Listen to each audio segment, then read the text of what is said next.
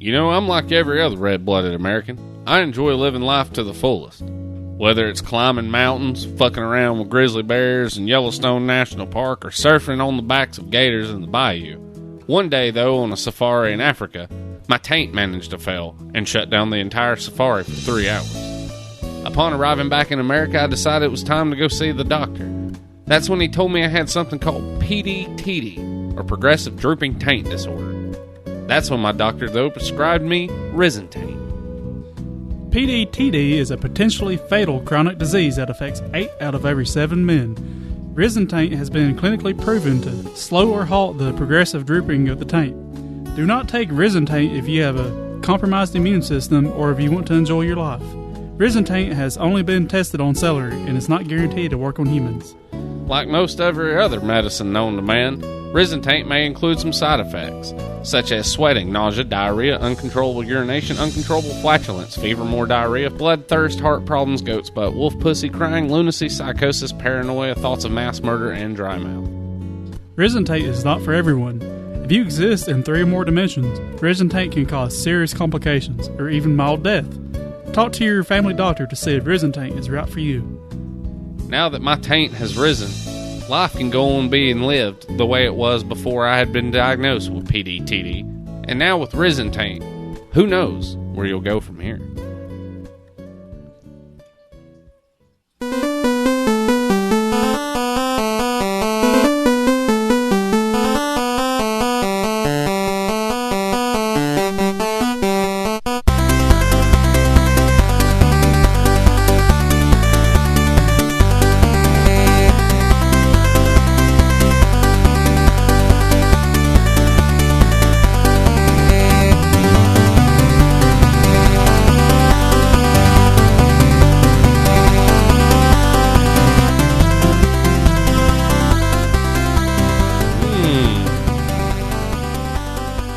Holy shit, indeed. Yeah. We fucking managed to finally do it. We did. Finally. It's the Good Ole Gamers podcast, back from the dead, it seems like. It's been a long 3 weeks. Yep. I'm Lyle McClendon. I'm joined, as always, Mr. Brandon Gentry. Hey, go fuck yourselves. It is Monday, the 14th of August. Happy 100th episode to us. Yeah. Holy shit. Who would have ever thought that we would make it to episode 100? Nobody. I'm going to go ahead and put a disclaimer out there real quick for everybody. We were supposed to have a star-studded lineup for episode 100. Everybody was busy today. Yeah. Except for Chasen. And we really wanted to have everybody on at once that's helped us with this. And it's kind of like a dual purpose because everybody that's going to be here for that is also getting the inside details on Game Fest 2017. So next weekend, hopefully, we'll be able to record with all of y'all at once. Maybe it'll be a little more managed and we can actually get everybody together next weekend. Yeah. So that's the plan. Sorry for going ahead and doing the episode without y'all, but we figured if we can't have all of y'all to help us, we'll just none of you go it on our own for this go round. Plus, episode 100 is all about us.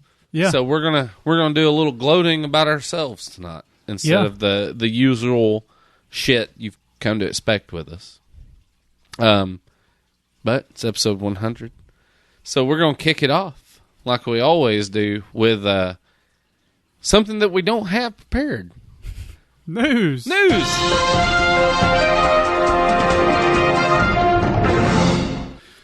I mean, there's things that have happened, I'm sure. But yeah, just, stuff has happened in the world. I'm sure you've all heard about it. We're on the verge of World War III currently at this point. Not a big deal. I've beat that game before. No. Yeah. If Trump would just sit down with a good game of Command and Conquer, he would know exactly what he needs to do. Yeah. At least Missile Command. Yeah. Missile Command would be a great one. You just can pretend all the bases are Korea. Yeah. Well, I mean, actually, no. That's don't do that. Yeah, that makes you a communist. Just don't deflect the missiles. Like, if you want to role play with Missile Command, just pretend the little huts are Korea, and you're just like, fuck them. To all of our listeners in Korea, I do apologize. Not fuck you, but fuck you. I'm sure our huge your leader, base in North Korea, yeah, they're going to be offended. I'm pretty sure it's punishable by death to listen to the Good Ole Gamers podcast in North Korea. It probably literally is. Yeah. They're like, you don't listen to fat white boys. The punishment is death. You never know. There was something I was going to look up. You know, I have it on good authority. The only legal video game system there is the Slappy Vision. You can only play Cheese Grater. Ross Perot's Filibuster Extreme is outlawed. Yeah, I've heard that when you get over there that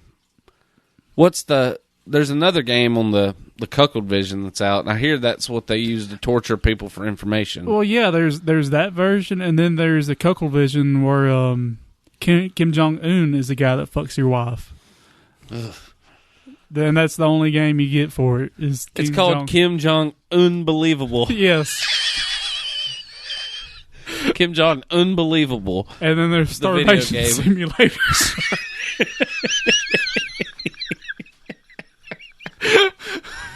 Oh, sequel to the wildly popular POW 2017. Featuring John McCain. We're bastards. We are bastards.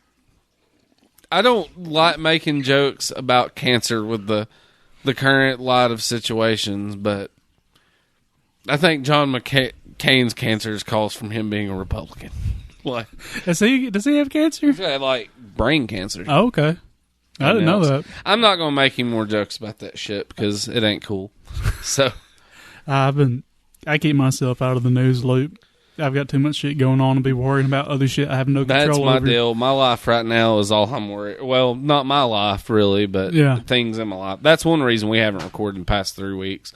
By the way, I do want to say thank you for everybody that sent me well wishes and all during my dad's recent surgery. He's still got a long road to go, but it's one step on the way. Yeah, man. One thing, things will work out one way or another. And he's a tough old motherfucker, man. Yeah. I watched him take Tylenol where he should have been taking opiates from being fucking split chest to groin. But he toughed it out. So, bravo, Father. Yeah, man. One more step along the way. But anyways, yeah. So, John McCain's got cancer. We're going to World War III, and there are fucking 9 or 10 genders now. The world has changed in 3 weeks. Well, we got another big change. I might as well get out of the way. I'm not going to be on the show very much. Yep. It's a big old clusterfuck with school. It really fucking sucks, but I don't even know if I'm going to be able to do what I have to do for school. You're pretty much doubling your fucking schedule. Yeah. Like literally. Because I'm going to school, going into diagnostic imaging or radiology, whatever you want to call it. And I'm going to be going to school on Tuesday and Wednesday for like 8+ hours. And then on Thursday and Friday, I'm going to be going to clinicals for 8+ hours. And after each of those, I'm going to be going to work for 8+ hours. So I'm pretty much got merely an 80-hour week I'm looking at, and that's not really including driving and shit. So yeah. My life's kind of fucked right now. It's like there's a cuckolding upon me. We're not saying you're gone for good. No. But it's like you're not going to be here every week like we've come to expect. And that's completely fine, I am going to... That's understandable because life is... You've heard us bitch and moan about life enough. Y'all know we don't really care for it that much. I am going to be still involved with Game Fest the best that I can. But I'm going to have to step back from the podcast a lot. I'm going to do what I can when I can, but that's not going to be often. Yeah. Sucks. We're going to keep it going. And I've decided, if nothing else, I'm probably just going to do it on my own. Yeah. And I don't think people have a problem with me just talking and ranting, which I plan on like having a different My goal is to kind of just like have a different guest each week, you know. Yeah. Like a normal talk show kind of deal. But Good Ole Gamers isn't stopping. Because, I mean, too, at some point, you know, you will be done with school. And, Yeah. you know, maybe have grown to a huge entity by then. My goal with school is so I can have more time to do shit like this eventually. You know, I don't have to be working overtime in order to you know, put money back and, you know, be an adult. I can be making enough that you can have that leisure time. Yeah. You can have a fun home if you want to. Yeah. You know, that kind of deal. A Yep. studio in your home. Fun studio. Mm-hmm. With rich mahogany. Lots of books. Leather-bound books. Leather-bound books. Human leather. Made with the Necronomicon. Yeah. Wall lined with Necronomicons, as far as I can see. Now available at Bed Bath & Blau. Forged from our Skins of Yesteryear line. Subscribe now to the Necro magazine. We don't really... Necronomazine. Yeah, there we go. I mean, we don't really have news. I feel weird playing the news segment. That's I our mean, news. There's this big news. Yeah, well, yeah, that's the biggest. We news. cooked 180 pizza rolls to We did. celebrate. We barely even touched half of it. I'd like to report my cholesterol's in the high 100s right now. The top of my mouth is bleeding. I may or may not be vomiting tonight. This was a mistake. What a delightful mistake it was, though. Pizza rolls and video games go hand in hand. They do. Like, I don't know about it anymore. I don't know if I'm going to eat any more pizza rolls after tonight. Yeah, that's what little we've already eat's already like fucking 18 miles to run to burn it off. Yeah, I never realized how much they like make you feel bloated. So I've never eaten that many pizza rolls at once. Yeah, that's I just feel my insides slowly turning into plastic, and it looks like a fucking BP oil spill in there now. Oh, good things. I'm gonna go home and shit my whole entire body into the toilet. Either that, or you're not gonna shit from like all the little cheese pieces in there, just like consolidating your colon. Yeah, imitation spaghetti and all this stuff. Oh yeah, I was gonna say that was a direct cause for PDTD. I've heard that. That's rough. Daryl's dick meat corn dogs. Yeah. Well, since we are episode 100, we planned on just spending the whole night, pretty much.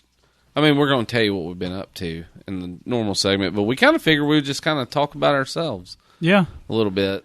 I wish we had Duncan here, because he is one of the founding fathers of this. Right. But, I mean, it's always something...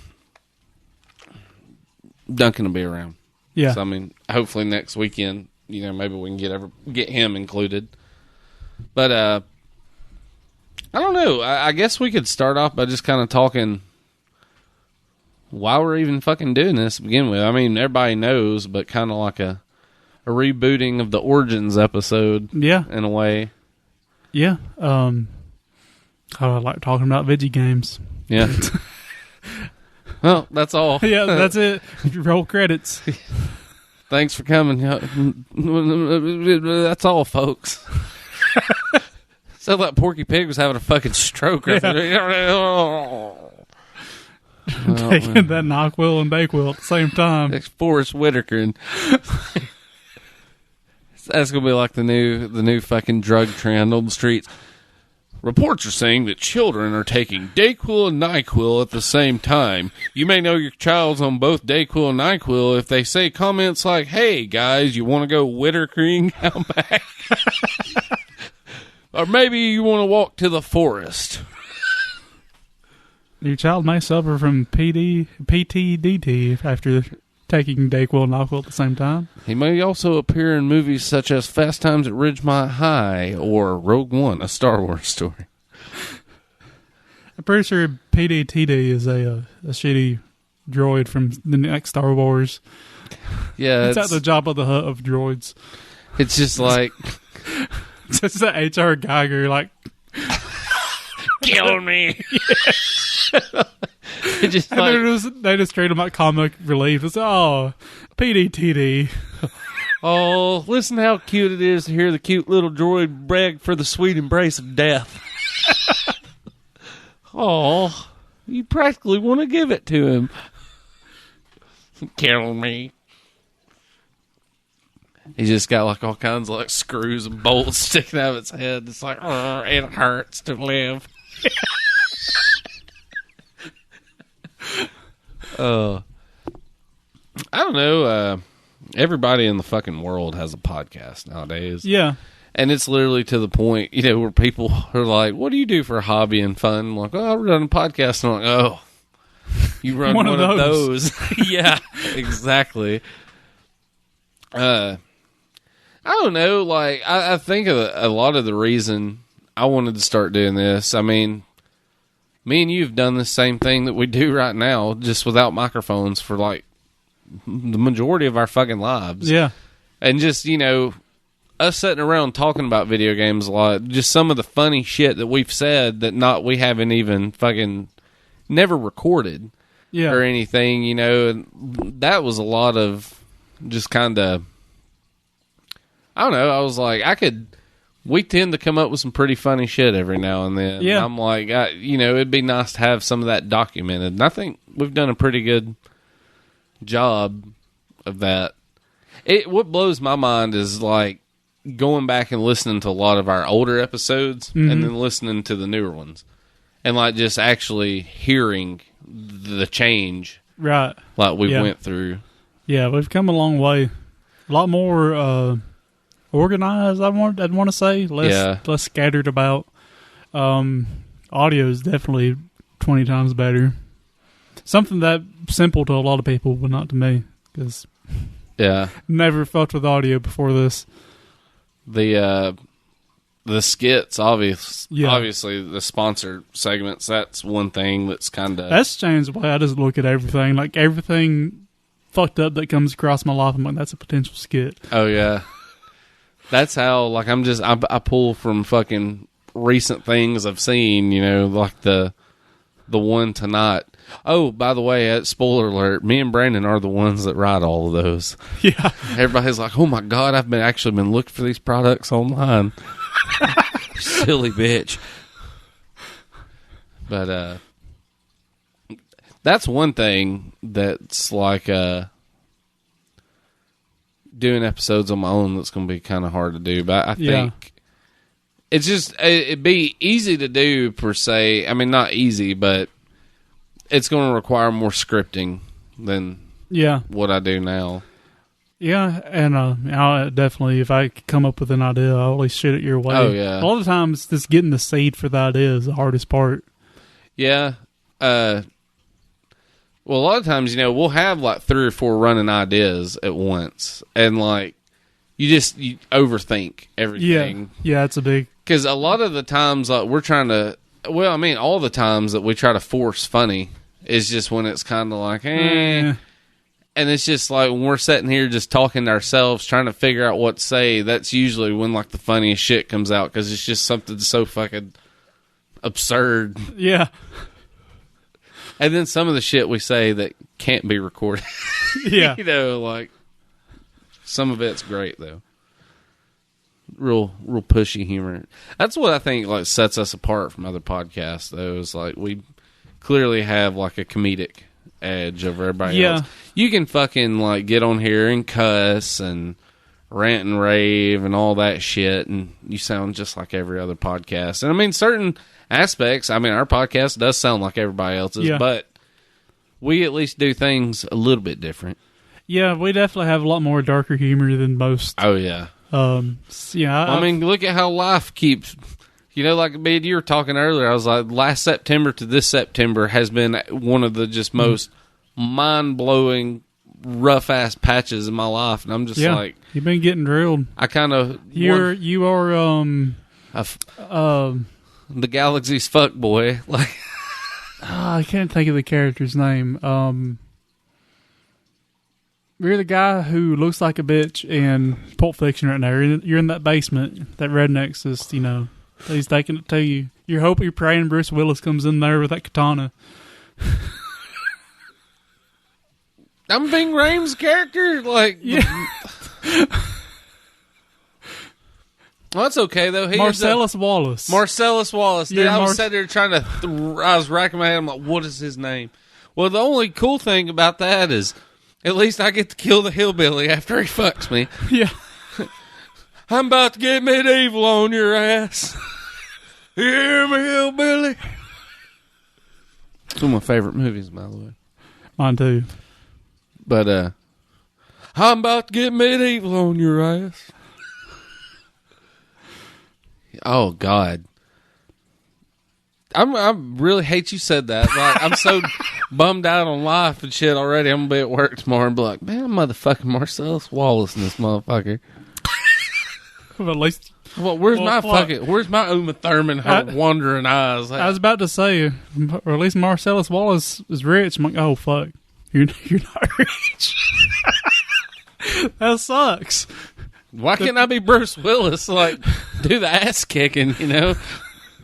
Eventually, you'll have your Bruce Willis moment. Yeah, and it's gonna be like it's gonna be like some bad Bruce Willis moment. Like, one day you'll catch John Travolta on his shitter, and you'll have a machine gun in your hand. That would bring me great pleasure in life. Yeah. If I were to walk in my house and see John Travolta sitting on the shitter, I'd be like, I got to kill this motherfucker. I'm like, we can't run the possibility for you doing a fucking Grease reboot, you son of a bitch. The only Saturday Night Fever you're going to have is the one you're getting in the morgue. One day we'll have that day. The day you get to riddle John Travolta with bullets and turn around and punch Lars Ulrich in the face.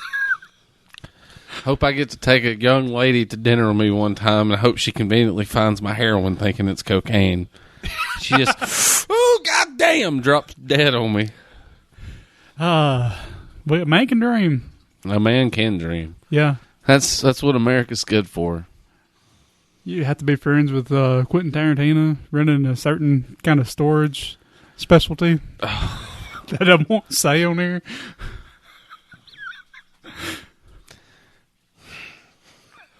Yeah. Yeah. We made it to episode 100. Let's not cause some fucking Virginia riots down here. So that's another thing that's going on in our world right now. There's like a mass riot in Virginia going on right now between like white supremacists and fucking non-white supremacists, like normal fucking people. Sounds like a it sounds like a gay old time, you know. This is Flintstones. Yeah. Yeah.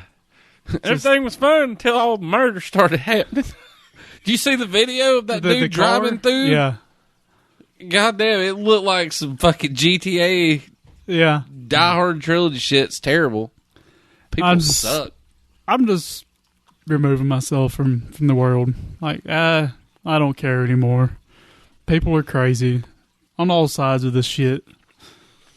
Well, that goes off. Sorry, I was chewing up one of these mountainous pizza rolls. I do want to say, I know the whole like neo-Nazi racism thing is awful, you know, but I really think we should just ignore them fucks. Just ignore them. Well, yeah, that's the best way to combat them is because all they want is fucking attention to begin with. Right, and I can't think of a group that's more irrelevant in the year 2017. Nobody gives them any credence. No politician's going to cater to them. Dude, I seen somebody made one of the best fucking memes out of this. The Nazis, like the ones that were there last night or the night before, whatever, were all holding fucking, you know, they're all holding torches and shit, standing outside. They're all holding fucking tiki torches. And like somebody made a meme that said, "The Nazis of Pier 1 Imports." I was like, yes. Take that, Nazi scum. I'm sorry, but there's not going to be a second Hitler. The conditions of World War II are not here. It's not. I'd rather just ignore them, let them just become so obscure that we never hear of them again. That's the best way to combat them people. Stop giving them the fucking attention they crave stop and taking desire. them seriously. They're a fucking joke. Yeah, Why are we talking about this? Yeah, Well, it all goes back to one of the reasons, like I said, we started a podcast, and one of the reasons we play video games the way we do. It's a fucking escape from the shithole we all live in. Yeah. It don't matter your fucking social status. It don't matter how much is in your bank account. None of that. We all still have to deal with the same shitty bullshit together. Yep. Video games, perfect fucking escape away from that shit. Yeah, it is. And the podcast is one of the ways we rant about shit. Yeah, dude, like... Get shit off our chest. And my grandfather passing away, all this shit going on with my dad, everything else. The podcast has been a really good coping mechanism. Yeah. Because, I mean, it just helps to talk a lot of the time. You know, and just sitting here for an hour or two at a time talking it's fucking therapeutic. We've got to talk to some pretty cool people over the years, too.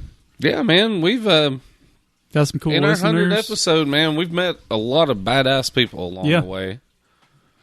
You know, to this day, I interviewed Joel West, is one of my favorites. Mm-hmm. He was so enjoyable to talk to. He's actually wanting to do another one soon, so maybe you get some downtime again. We could schedule something with him. Yeah. I know, still want to do an interview with Billy one day. Yeah. Getting to meet him was cool, though, because, like, just a lot of these people, like, I met Thor Ackerlund, you know, and I remember reading about him, and, like, he was, like, the first Nintendo World Champion back in the day, and Tetris World Record holder and all this shit. You know, it's crazy, because, like, I mean, it ain't like, it's not like any of these people are the fucking Rock, or, like, you know, just goddamn, he makes $100 million a year being in CGI cars getting blowed up, you know. Yeah. It ain't like that, but it's still, I mean, you're meeting a person that's a part of the history around the shit you like. And that, I mean, cool. That in itself, that's cool as fuck. Yeah. Like, you know, people, well, not everybody, but a lot of people talk shit now about, like, twin galaxies and all that, which I've heard it's run pretty, you know, Walter don't run it anymore. And, all that, but you know, it's like Walter messaged me last year and told me happy birthday, and it's just like weird to think about the guy that kind of started the gumption of like, hey, you know, we need to keep records for this. Yeah, the father of that shit, you know. Just, you know, I guess that's the cool thing too about video game celebrities. Like they're just normal fucking people. Like everybody else. And especially the older generation before the YouTube shit started. Like, these weren't people... Yeah. I mean, part of the drive to be competitive is, you know, there is some attention factor there, but these are people who weren't, like, making an ass of themselves in order to gain attention on YouTube. Yeah, they weren't fucking drinking goddamn Elmer's glue and fucking butt-chugging nails to get on fucking... to get likes. Like, I'm gonna butt-chug this whole fucking thing of 10 Brad nails right up my ass. The whole... Because people love me when I butt-chug nails. Y'all see me when I butt-chug drywall screws. People just love me. They can't smash that love button enough. Oh, God. But like there's a dude I'm thinking about in particular, that Shoenice guy. What a fucking idiot.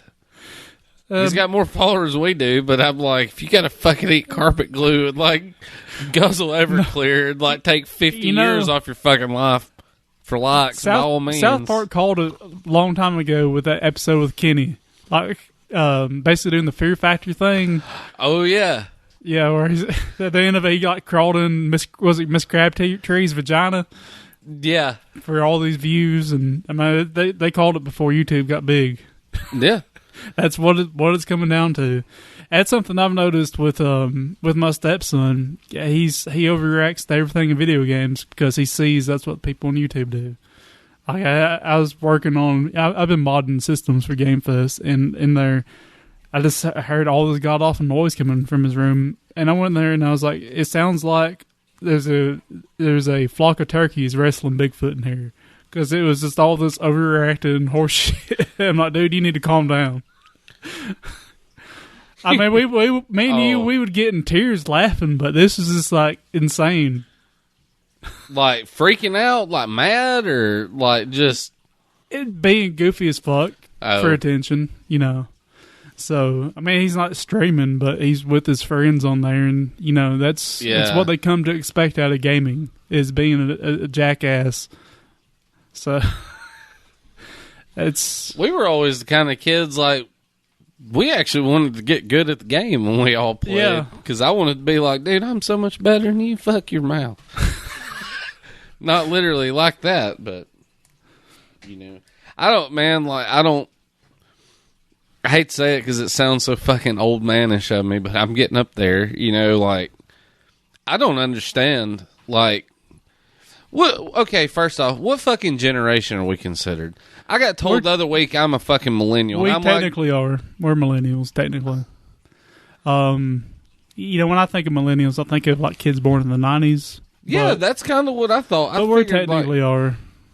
Mid-80s is still? Yeah, it is. Well, we're right on the oldest, like, members of the millennials, I guess you could say. Because we come to age at the millennium. So is Gen X the one before us? Gen X or Gen Y? I don't remember. I know maybe Gen Y became millennials. I don't remember. Anyways, we'll just say this. The people that come like 10, 15 years after us, I don't fucking understand them. I don't... Yeah. I don't get, like... I don't understand their video game habits, but which, I mean, I don't understand a lot of the shit. Like... Yeah. It just didn't seem like the world was this fucked up until all these dipshit kids started growing the fuck up. Because they all whine and bitch about shit. You know, like, as far as like sexuality and all that, that's your own fucking business. I don't care. I've got gay friends. I've got straight friends. I got in-between friends. Yeah, I got friends that sleep with a fucking dog. You paid them enough. That's your fucking deal. I don't care about any of that. But, like, Alex was even telling me the college he goes to and shit. Like, they got kids up there, and he said, like, he knows a few of them. And they've, like, started telling their teachers and shit they have, like, gender identity issues and are sad. And he said they, like, have this whole department up there for like, safe places for these kids and shit. And he said one of them literally told him, he was like, I don't even know what half that shit means. He's like, they let you out of class early and they don't count it against you. And I was like, that right there is what fucking scares me. I'm like, y'all are the little assholes that are going to graduate and join the workforce. Yeah. And you're all going to be a bunch of intolerant, idiot little pussies that are going to fuck shit up for everybody else. I don't know. End rant. I will say, the younger generation that's come to, you know, young not adulthood. all of them, but, you know. But they're really pushing the speedrunning scene right now. Yeah. That's kind of been revived on the internet here in the past 5-10 years. And they're speedrunning everything. Yeah. Like. I mean, there's not a game that's not being speedrun. So, I mean, that's really come up. I'll give that to them. I don't understand, like, some of the, which I know they got some of the, like, computer-aided. Yeah. Like, you know, the Zelda Link to the Past one, for example, there's a screen that tells you need to be 30 minutes in to get this item, and you can, I don't know how to explain it. You can skip around without getting the items in the order you're supposed to get them. Mm-hmm. And all this, like, they call it something, it's not speed run, but it's something like trial run or something. I don't understand some of the lingo on the speed run and shit. Like, I'm kind of out of the loop on that. It's kind of like I play Minecraft, but like all these people that make these Minecraft videos and shit, I'm like, I don't know what kind of game you're playing. I don't know what the point of anything is. I don't know what the fuck you kids are talking about. I don't understand all these hula hoops and yo-yos and whip snaps and zipping pals and all this shit. Back in my day, goddammit, that Atari had one game on, that was Combat. And that game most accurately summed up my time in Korea, goddammit. Tell Meth to bring me a fucking PBR in here. This is bone goddamn dry. Kids got goddamn PCs with water coolers in them. I had an Atari 2600. I had a fucking Black Widow living in it. Bite your ass. You had to take that game out quick enough.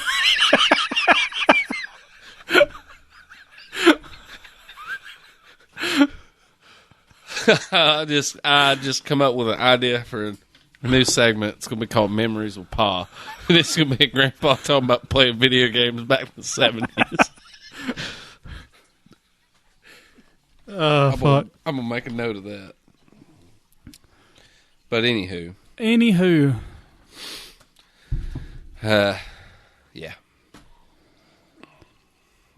Yeah, I've been sad about having to just step away, and plus the fucking that's coming. I don't even know if I can do the school shit, so I'm gonna try.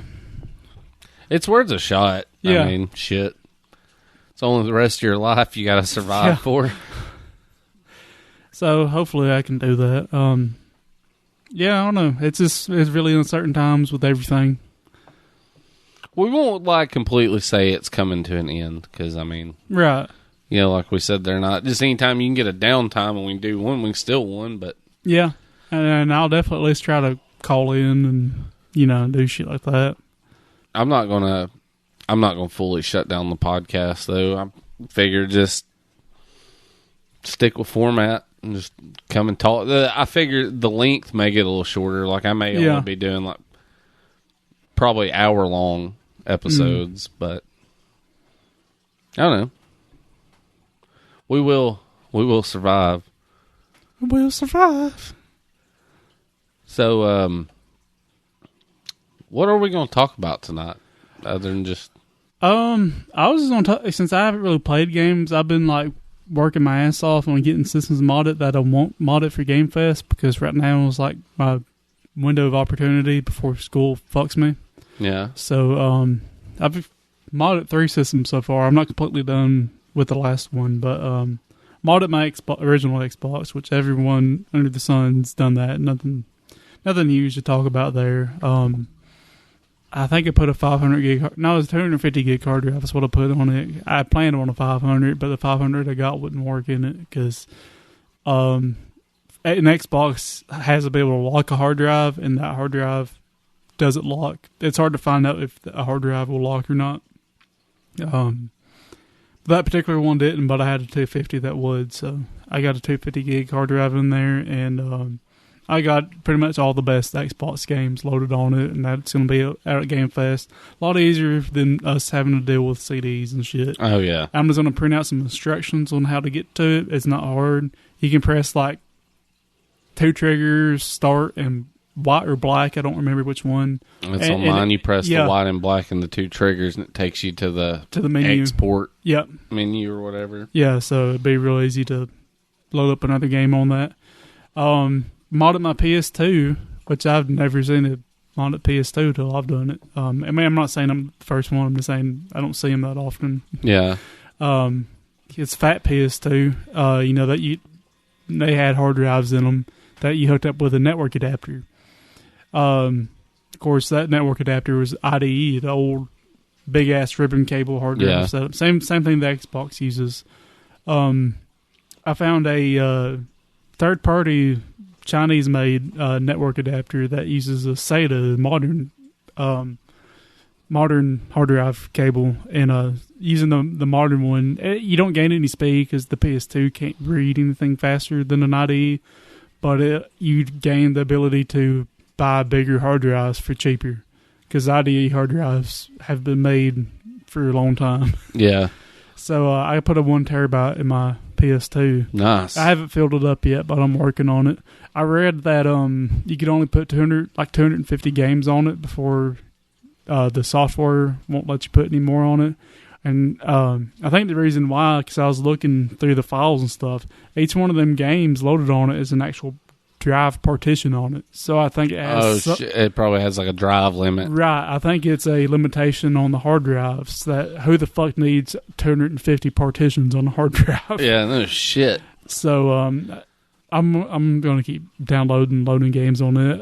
Loading games on that's a little different. Like the Xbox, since it has Ethernet on it, the software they have, I can just FTP over my games from my computer. Yeah. Just hook up on the network and just get them transferring, wake up the next morning, they're there. It's slow, but it works. The the PS2, I got to hook the hard drive up to my computer and use this program called WinHip, and it basically makes the partitions and installs the games on it. So it's a little bit more involved. Compatibility is kind of a big deal on it. There's a handful of where I'd say more than a handful of games that just don't run off of it. Either it's a bad grip or something. I don't know. Yeah. Like I had to take the original Devil May Cry off, I believe, because it was black screen. I'm sure I haven't even tested all the games I've put on. I've got like maybe 80 games on there right now. I haven't tested them all yet. Same with the Xbox, for that matter. I'm going to slowly go through and test them all, though, to see if they boot up or not. It's basically it. But, now, on the PlayStation 2, have you tried can you run, like, other emulators and shit on PlayStation 2? I don't think so, but I'm not 100%. I know you can on Xbox. Yeah, that's one thing I was wondering. Like, on Xbox, I've got it set up where my Xbox will play Sega CD and Turbo CD games, and I was just wondering if PlayStation 2 would do that same thing. I don't know. The software for the PS2 doesn't seem as fleshed out as Xbox, which, Xbox has been modded a lot longer than the PS2 has. I think people are modding Xboxes really soon out of the gate on it. Yeah. I don't remember when the PS2 started getting modded because, like I said, I've never seen one. It was way later on. It was, sure. And the software seems a lot less developed than the Xbox. I think part of it too is Xbox has an actual operating system on it, whereas the PS2 does not. So there's a big limitation there. The operating system of Xbox could be manipulated. The PS2 pretty much has a BIOS. So Xbox is more like a PC, right? It was. Microsoft. The PS2 was made where that HDD was optional. Yeah. Also, in that, I wish I could remember the name of the company who made that SATA network adapter. It's network adapter in name only. It's got an actual Ethernet port on the back, but it comes out like it's not attached to anything. It's just there for looks. So it's just nothing but a SATA adapter, so you can hook up a SATA hard drive to it. But it works fine. I think I got it for like $15-$20, cheaper than an actual old school network adapter, and it uses a new hard drive. As far as modding them, the PS2 was actually easier than the Xbox because the Xbox has that hard drive locking mechanism on it. So you have to use one of 3 different games. I use MechAssault, the original MechAssault, where you've got to load a hacked save game onto a USB 2.0 thumb drive, less than 4 gigs. It's really hit and miss on compatibility with the USB drives. You got to have an adapter that lets you hook that USB port into the controller port, and you got to use that game to load that hacked save game, which installs Linux, and then it goes from there. And then if you want to upgrade hard drive on it, you got to pull a copy of your EEPROM, which basically has your key for your hard drive. Yeah. So once you got your EEPROM, you can use a tool to set up another hard drive from scratch, and then copy over your EEPROM to get it to lock. For a lot of hoops you got to jump through. The PS2 was a lot easier. Pretty much had to hook up a hard drive to it, use that WinHip utility to format it, load on games. Since the PS2 had USB ports on it, you just loaded the files you needed on a USB drive, put them in there. And I know I'm missing a step because it's been about a week since I did it. But it was pretty damn easy, real straightforward. Once I had those files on the hard drive and on the thumb drive, I loaded up this program called Free McBoot and copied over some shit, and now it's good to go. But the big mod I've been working on is my Dreamcast. Got this thing called Dream IDE Reborn. Some dude in Brazil is making these little boards. There's nothing much to them. They just you solder it on the bottom of your Dreamcast, and it pretty much piggybacks the connectors for the GD-ROM drive, and lets you hook an IDE hard drive up to it. So I got that soldered to my board. It looks pretty bitchin', by the way. Yeah, I want to load it up to let you see how it works tonight. So far it's been by far the hardest. For one, it takes physical modding. I had to solder about 80 points on there, 40 on the Dreamcast itself, and then another 40 to put the IDE hard drive connector on the IDE Reborn board. Then I had to take a Dremel tool and make room for that IDE cable to stick out the back. So that's why I got my crappier looking Dreamcast for, because I didn't want to. I got a really nice pristine one. I didn't want to do. Yeah, you don't want to do no. Yeah, and since I've had to modify that, I'm really thinking about painting that thing because I might as well. You know, it's no longer factory. Just do a quick spray of like black or something. Yeah, I was thinking like blue and black or something like that. You know, I'm not going to go too fancy with it because I'm not great at that kind of thing. Put you one of them blue LEDs in the front of it. I thought about that. That'd be kind of cool. It's not too hard of a mod to do. Anyways, there's a few. You don't have to have that Dream IDE Reborn to do it. You can just straight wire a IDE ribbon cable to the back of the Dreamcast motherboard. It looks like a massive, like a pile of imitation spaghetti when you do that because it's 40 cables. Yeah, and there's a handful of ways you can do it. I've seen one popular way is people will take out the GD-ROM drive, or they'll take out the disc the mechanism of it. They'll still have like the baseboard of it plugged in because the Dreamcast won't boot up without that. Yeah. But they'll take that out and then hook up a 2.5-inch laptop hard drive in there and just have the whole thing enclosed.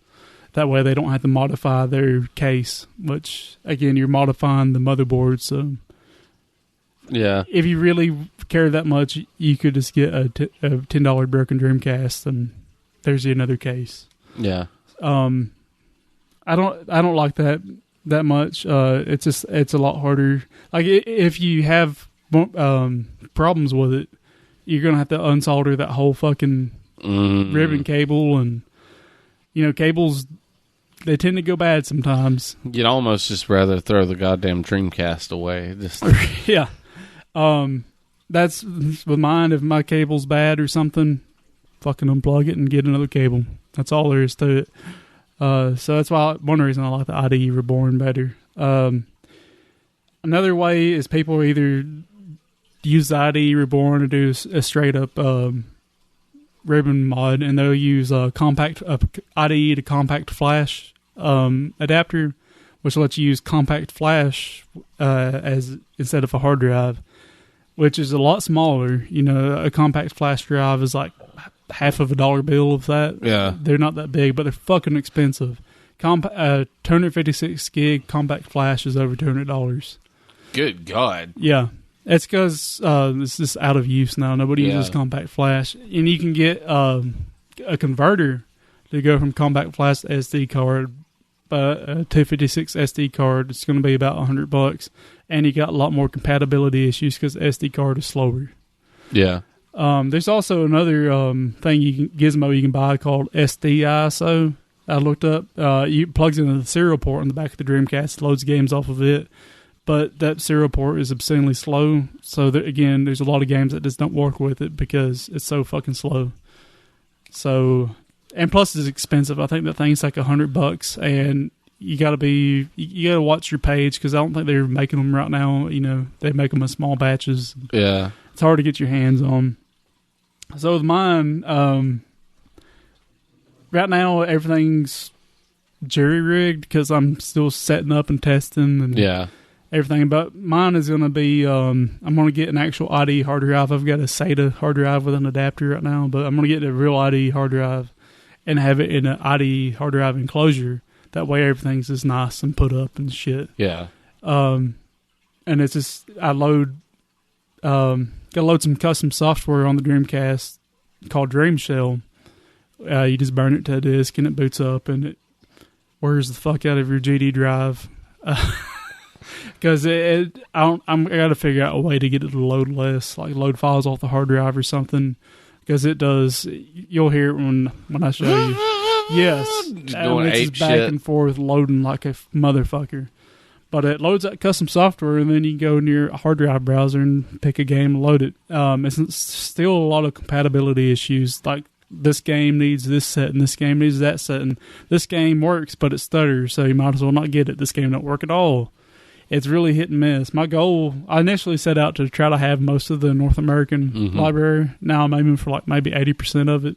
Shit. Which just still is decent if I get that going. You can still get some of the better games on there at least. Can't do multi-disc games on it, and that's a problem with all of these mods. Because I'm pretty sure Xbox you can't do it unless, well, there's a caveat to it. If the game lets you save in between disc swaps, there's a lot of games that do. It'll like save from disc 1 to carry over to 2. Right. Games like that you can do. But a lot of games don't. They expect you to swap the disc and continue playing. Those games you're fucked on unless you like download a save game on disc 2.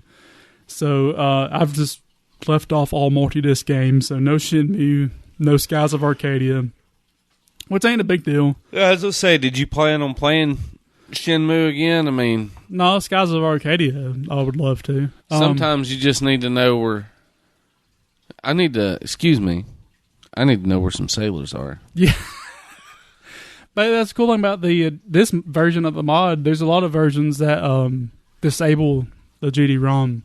My version, GD-ROM works. So if I want to play a burn game, fucking burn it and put it on there, you know. Still Dreamcast. Yeah. So it's not that huge of a deal. There's not that many awesome multi-disc games for it. There's more multi-disc games than I realized, but not many that are awesome. But yeah, it seems like it's going to turn out pretty cool. It sounds badass. I mean, a lot more work than I really expected. Because I didn't look into the software side. I just got caught up in the hardware. I was like, so I've been soldering and testing out. Like I went through and tested all 40 of them connections with a continuity check just to make sure, because I didn't want to crash a hard drive by plugging something up where the 12 volt wasn't in there, you know, something like that. So took a lot of work to get that going, but I think it's going to be pretty damn cool, and I hope it's going to be working good enough to have out at Game Fest where people have a huge selection of shit to play. I think it'd be badass. I like the reward of having that thing working to be so much, like badass. Like Dreamcast is just, in my opinion, that's like the most underrated console that's come out, in my opinion. Yeah, it's by far my favorite disc-based console. I still love the fuck out of my Dreamcast. Yeah. Like, you know, and if you're into the pirate life, you know, it's so easy to just, like, bootleg games for. Oh, yeah. Which the games I love, I own physical copies of. Yeah. You know, like House of the Dead 2 and all that. When I was buying the shit to do all this, I saw a decently priced copy of Sonic Adventure 1. I still bought it just because I love that fucking game. It's good. Like, there were so many good titles on the Dreamcast that people just overlook. Yeah. Like, tons of people that'll play, like, like God of War and even the fighting games now, like, you say shit like Power Stone, they're just like, what's that? And I'm like, Power Stone's so one of the most badass 4-player beat-em-up fighting games of all fucking time. To me, it's a actual... Power Stone 2 was badass as fuck, too. To me, Power Stone was like a evolution of the Smash Brothers concept. Whereas Smash has stayed, Smash, Power Stone takes it into full 3D environments. Instead of just left, right, you got depth. Yeah, you got up, down, left, right, multi-layers and levels and it's got all the wacky items and power ups and bullshit to keep it casual. It's just fun arcade havoc. The Dreamcast had a bunch of original shit on. Look at the first Jet Grind Radio. That game was fucking badass too. I had it. I still got it somewhere. After I modded my Xbox, I put Jet Set Feature on there. My daughter's been playing the fuck out of that game. She loves it. One of my favorite games on Dreamcast back in the day was Super Runabout. Never played that one. Oh man, it's great. It's a racing game. It's like open world. You can just drive wherever. But it's got one racing mode where you go around town, kind of like Die Hard Trilogy, and you deactivate bombs. Oh, okay. And me and Zach had like the gas pedal and steering wheel for Dreamcast, and that shit was so badass to play. Like, it was so lifelike. San Francisco Rush 2049 on Dreamcast. One of the best multiplayer racing games ever. The battle mode on it is just so fucking amazing. Blitz 2001 on Dreamcast is like arcade perfect. Dreamcast had so many great arcade titles on it. To me, that's one of the reasons why I consider it more retro than like the PS2 and Xbox, because it still had retro titles on it. It was more arcadey. It's one of the only consoles you'll find a copy of Street Fighter 3 on too. Yeah. Like, they had some of the best Street Fighter ports. Yeah. How many? There was Street Fighter 3. There's some Alpha something on there. Yeah. Maybe like Alpha Third Strike or some shit. I don't remember. I think that was it. I can't remember. You know, it's infamous for Marvel vs. Capcom 1 and 2. Yeah. I had King of Fighters, some good King of Fighters on there. Capcom versus SNK. Virtual Fighter 3, Team Battle. I never liked Virtual Fighter. I like the first one all right. Just because it's... Virtua Fighter's a button masher. Like, there ain't no real strategy, I don't think. Maybe there is, but I haven't found any. That's there is. what I've come to believe in Marvel vs. Capcom. Because every time I've tried to use strategy, someone who button mashes is whooping my ass. Man, I ain't gonna lie, that last Marvel vs. Capcom that come out, Marvel vs. Capcom 3 kind of lost me.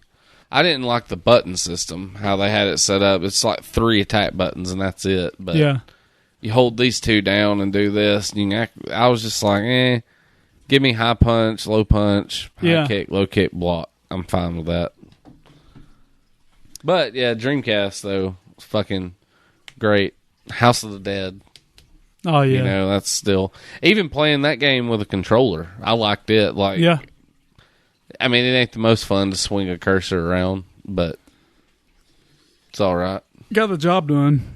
And out of those 3 consoles, it had the best online capabilities at the beginning. Oh, yeah. You know, Xbox came in and overtook it eventually. Seeing you play Choo Choo Rocket online was literally the first time I'd ever seen a console like go online in person. I was just like, man, that's amazing. Getting my ass whooped by people I'll never meet. That 56K modem is just amazing. I'll always miss Phantasy Star Online on the Dreamcast. If I ever get a broadband adapter, I can play it again because there's private servers up. But broadband adapters aren't cheap. Yeah, they're like 150 or more. Something like that. I've seen where people have emulated 56K dial-up with a Raspberry Pi. To me, it's too much trouble, and you're still only going to get 56K connection on it. So, what a time to live in when somebody's like, I'm going to emulate a 56K dial-up. Yeah. Oh, don't take the goddamn world over there, chat. Like, yeah, it's basically you got a telephone wire running from the Dreamcast modem to your Pi, and then the network cable from the Pi to your network, and you basically dial up into the Pi. And you're pretty much paying $60 a month to act like you're paying $20 a month for top-rate service, that is. Now you, too, can look at porno pictures. One line of a picture every 10 minutes. Like, I'm pretty sure I can see your nipple now. No. Oh, too late. Yeah. Oh, it's a dude. Oh, I'm gay now. I busted my load before the picture even loaded. It was actually a picture of a stalk of celery. Never knew food could be so sexy. Now, next time I go to the grocery store and I walk that celery section, I'm frost it. That's terrible. Well, yeah, if anyone has any questions about it, shoot me an email. And don't shoot him. Yeah. Literally. Send me an email and I'll try to answer. If you want to check it out, come to Good Ole Game Fest. It'll be there on display. Yeah. I'm hoping we'll have a working Coleco Chameleon by then. Put out on the floor. Be quite lovely. It'll come with the wonderful Coleco Chameleon classic game, Super Mario World. Jim Power, yeah, that'd be a good one. I didn't mod any consoles, but I did manage to get in one of my once a year playthroughs in the past few weeks. Nice. Managed to I did a very 4-hour quick playthrough of Metal Gear Solid. Nice. Recently. Still a game I've never really played. God, man. Metal Gear is the storyline's what's always held me in Metal Gear, and all the little details.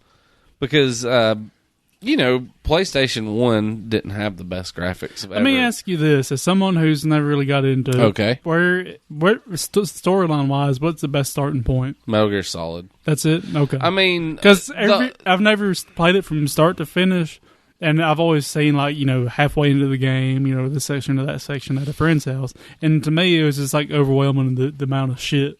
I mean, there's shit in Metal Gear Solid that you need to know from Metal Gear and Metal Gear 2, But as far as like storyline wise, it patches everything up, and Metal Gear Solid's where it starts getting real fucking in depth. Okay. Like, I guess from my experience of it, being that I've never started playing it, I've only just came in and seen it at certain points. It's kind of like watching the Ghost in the Shell show, like just starting on episode 5. I'm like, what the fuck? It is. It is. The basic rundown of it is in the first Metal Gear. The main characters y'all need to. I'll just, for people like you that don't know, I'll give a rundown. The main characters in the Metal Gear series is you have Big Boss, which is also he's known as like okay. Let's do it like this. Timeline wise, the first game in the series is Metal Gear Solid 3 Snake Eater. It takes place during like Vietnam and the communist era, and that's where that's where Metal Gear and all that shit comes from. The Russians are find out a way to make this tank that can like climb mountains and shit. And it's just a tank with these, like tracks that can bend and manipulate. Well, it can also launch nuclear weapons. It's called the Shagahad, I think is the name of it. And that's where you're introduced to like Ocelot, who ends up being like the main bad guy later, but Ocelot, and then Boss, which is a woman. She's like the leader of the outfit, the bad bitch, pretty much. She's technically like the big boss. It's real thick in conspiracy theory and all kinds of shit happening in lore. Pretty much, long story short, with Snake Eater, that's how that whole game shows how Naked Snake turns to fucking Big Boss. He kills Boss because the government has everything set up to pin shit on her, essentially, and she knows it, so she's kind of doing like an honorable, letting him kill her because they're going to kill her anyways, and she knows by letting him do that, they'll award him the title of Big Boss. Okay.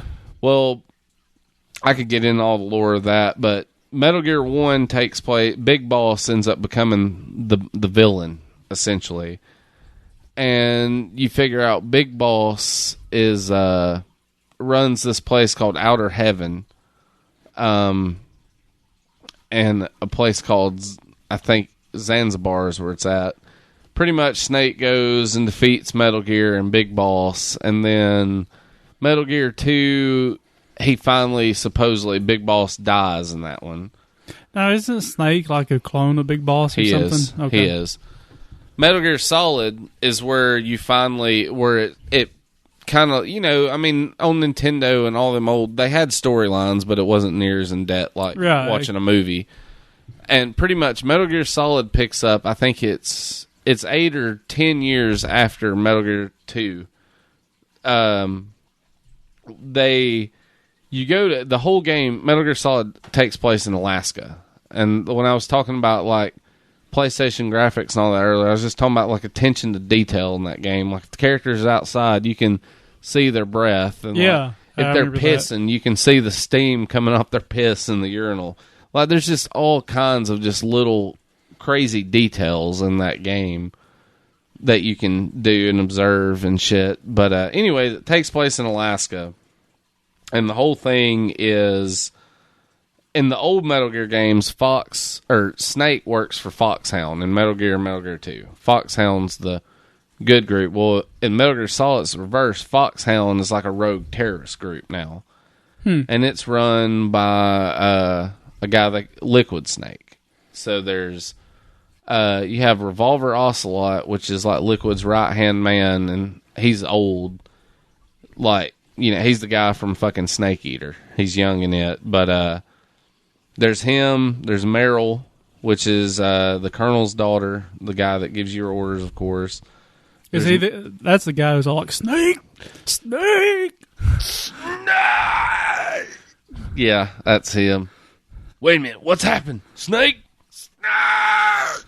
Dude, some of the death scenes in that are the great, especially like the women where they're like, Snake! crying and they can't keep their words together. But pretty much they have a new Metal Gear, which in Metal Gear Solid it's Metal Gear Rex. It's like kind of like a T-Rex Metal Gear. And you figure out pretty much, long story short, is they've kidnapped like the leader of the arms tech place that made Metal Gear and like the DARPA chief and all that shit, because those are the two people, they have launch codes to make Metal Gear active. And long story short, they know Snake is going to break in there and try to sabotage everything, so they pretty much make it look like Snake's doing everything to sabotage them, but he's inadvertently helping the terrorists. Like, there's a whole part in the game where you have a key card, which I'm ahead of myself. I guess I can go back through the first part of the game. You have to break into the place and all that, and that's where you learn about the villains. You have to find the DARPA chief.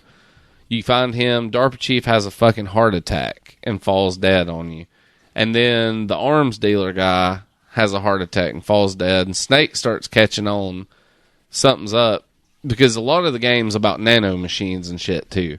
Like, all the soldiers have nano machines.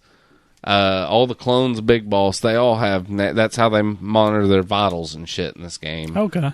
And like, for example, she tells him like the nano machines in one part, they have these things that can pick up like acids in the body like a scanner. And they make these nano machines suppress Snake's like stomach acids and shit. And she's like, how did you get a pack of cigarettes with you? We strip searched you. And he's like, when you gave me that shit to suppress my stomach acids, he's like, I was able to swallow a pack and smuggle it in. Pretty, just shit like that. But anyways, you go through, first boss you come across is Revolver Ocelot, and that's when he's got the arms tech chief fucking like hooked up to bombs and shit, and that's where you first meet the ninja, who ends up being a character from Metal Gear 2, like one of Snake's old buddies, which is by far the best part of the game. The ninja's fucking badass in Metal Gear. Still has like one of the just most eerie moments in video games. Like, you defeat Revolver Ocelot and all that, and you have to find Otacon, which ends up being Snake's buddy later in the Metal Gear games. He's kind of like he's like Q to James Bond. Otacon is. He is Kung Fury's hacker man. Yes. Perfect. Yes. He even kind of looks like Hacker Man a little bit. And anyways, though, like, there's one scene in that game where I've talked about it before. Like, the cyborg is Gray Fox from Metal Gear 2. Well, the cyborg has stealth camouflage. Snake goes in the hallway, and there's like 20 like pieces of soldiers stacked in the hallway, and there's like fucking spinal cords sticking out of backs, blood sprayed everywhere. And you see this one dude come crawling out and fall over dead, and Snake goes around the corner, and this soldier's like saying, it was a ghost, it was a ghost. Right when he says that, you just see the sword stick out of him. It picks him up in the air and just drops him, and like when the blood comes down, that's like where you can see the outline of the ninja out. It's bad the fuck ass. But he's like, Gray Fox is like not a bad guy. He knows that Snake's like the best. He's the strongest warrior on the planet. And he's kind of, it's one of them honor things. He's like, I just want to fight you one more time. He starts like going crazy and shit, and that machine's like making him freak out. He's like starts beating his head on the wall, and he's like, I'm losing myself. And they just like, it's funny, like in a shitty horror movie. He's just like, and it's just like this god awful like goddamn Wilhelm scream where he lets out, and he just gets pissed off and runs off and disappears. Pretty much. And you progress through the game, though, and you end up fighting Sniper Wolf, which is like, the sniper boss. And that was always something I thought was real cool, because Snake's hand to get shaky when you're aiming down the barrel, but you can find fucking diazepam and tranquilizers. Yeah. And you can take them and it'll steady. But if you use all them up, you can light a cigarette, too, and smoke a cigarette, and it don't do as good as the nerve pills, but it'll let you steady yourself for like 5 seconds at a time. Huh. And then you'll have to readjust. You fight Sniper Wolf, though, Psycho Mantis, which is like one of the coolest fucking villains. I remember Psycho Mantis. It's got some of those Konami tricks, to be like, Psycho Mantis will tell you, is like, I'm going to read your mind. And if you have any other Konami game on that memory card, it'll pick it up. Like, I had Castlevania Symphony of the Night on there at the time. And Psycho Mantis would be like, you like playing games like Castlevania, don't you? And he'll predict every move because he's a psychic, and you literally have to fucking unplug your PlayStation controller from the first port and put it into the second port. Like, that game had so much interactive shit like that, too. Like, Meryl in the game, Colonel tells you, he's like, you got to get in touch with Meryl.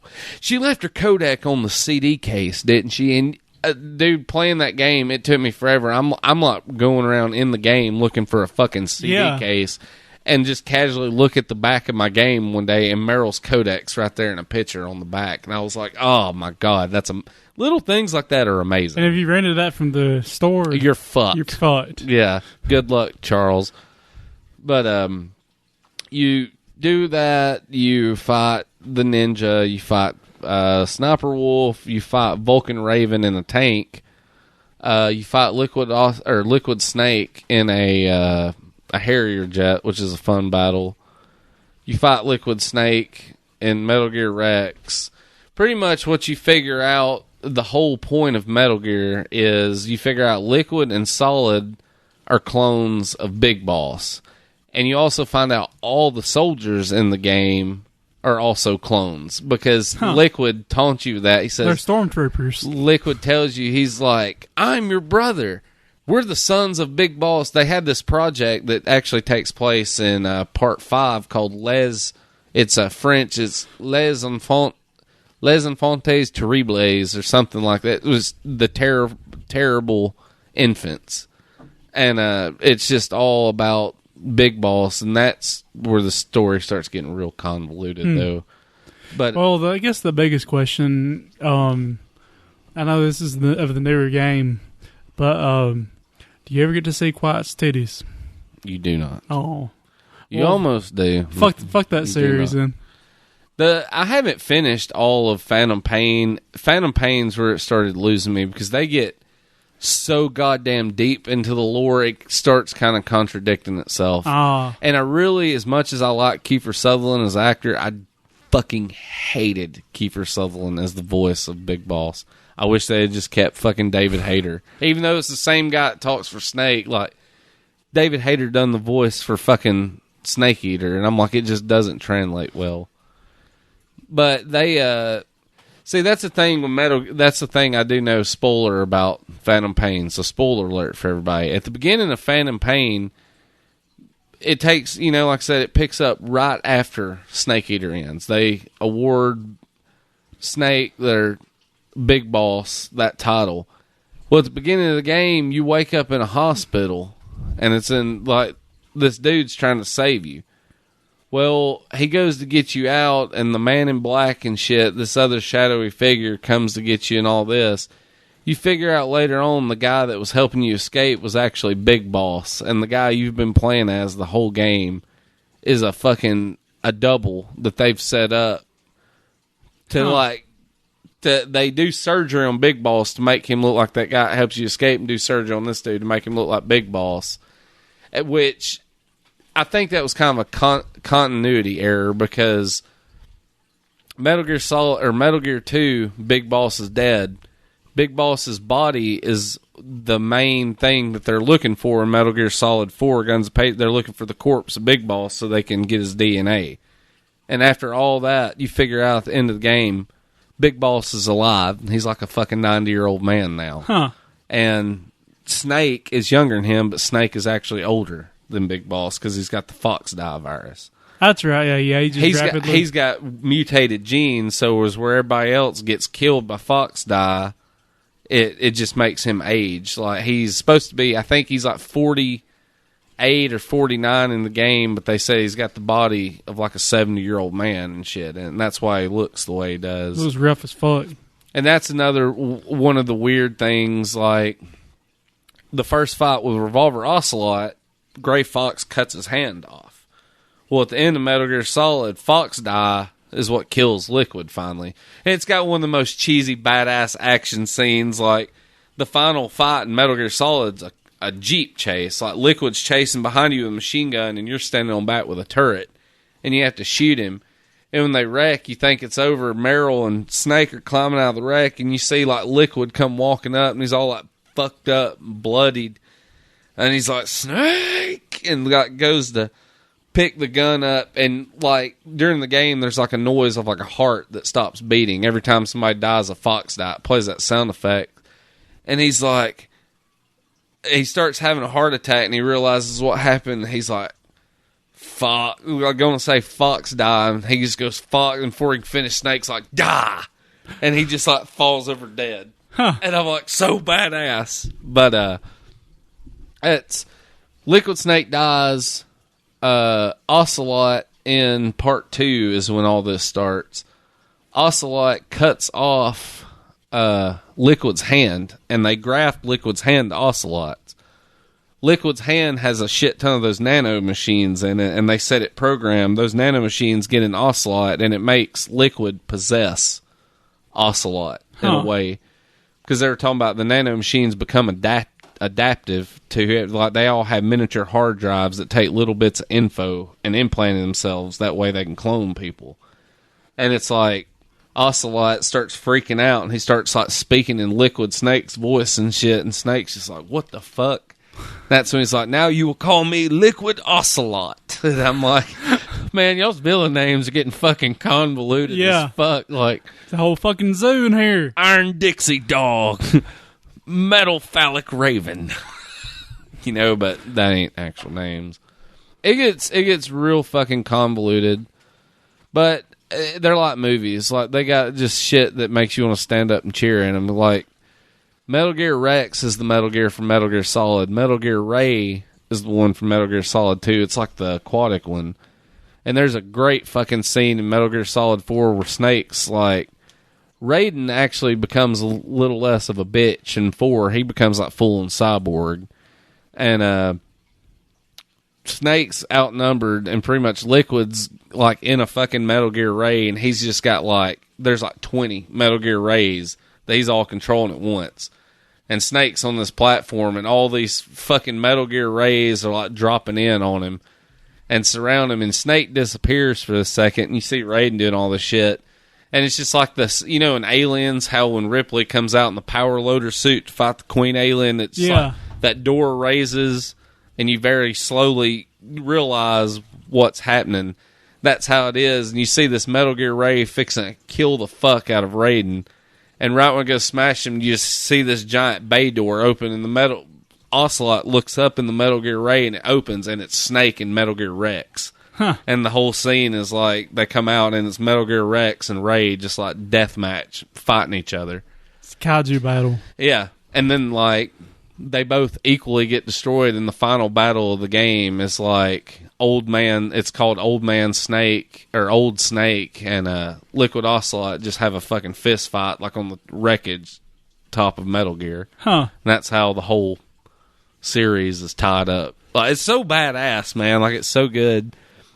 It gets really convoluted at times because they kind of throw shit in there trying to like make the Metal Gear mythos kind of blend in with actual history. Like, figure out the Kennedy assassination and all this shit was like over plans to Metal Gear, and like that's what started the Cold War and all this shit. But they make it make sense to a degree. Yeah. I mean, I can't recommend the Metal Gear games enough. I could sit here and talk for another hour, like, in depth about the storyline and shit. Hell yeah, man. So good. I've always thought a band name, like, a cool band name would be Shadow Moses, which is where you're at on, that's where that's the name of the island you're on in Alaska. Shadow Moses? Shadow Moses. There's so much good stuff about Metal Gear. I can't say enough about it. I think that's part of what's confused me in the and the few times I've seen it, is the namings of everything. Everything's got weird names, and a lot of it's kind of generic sounding. A big boss. Okay. It's all code names. Yeah. There's I'm trying to remember. There's like Metal Gear Snake Eater. It's the villains are the Pain. Something, man. Like some of the villains get way out there. The Pain is the guy that has wasps, and like his energy is fueled by pain, and he has like this cloud of wasps that flies around him all the time, and they're constantly stinging him and shit. But he's able to like the wasps, like they were talking in the games, were like some of the wasps are so smart insects. They're some of the first things they started experimenting on with nano machines and shit in that series, and that's how he's able to like manipulate them. Psycho Manus is able to be psychic because his nano machines are like hyped up. So like it all goes back to that. Yeah. But there's like crazy fucking bosses. And then Metal Gear 2, you got Vamp. It's like a vampire dude, like drinks blood and can run on water and shit. Huh. It gets out there, but it's so fucking good. Hell yeah.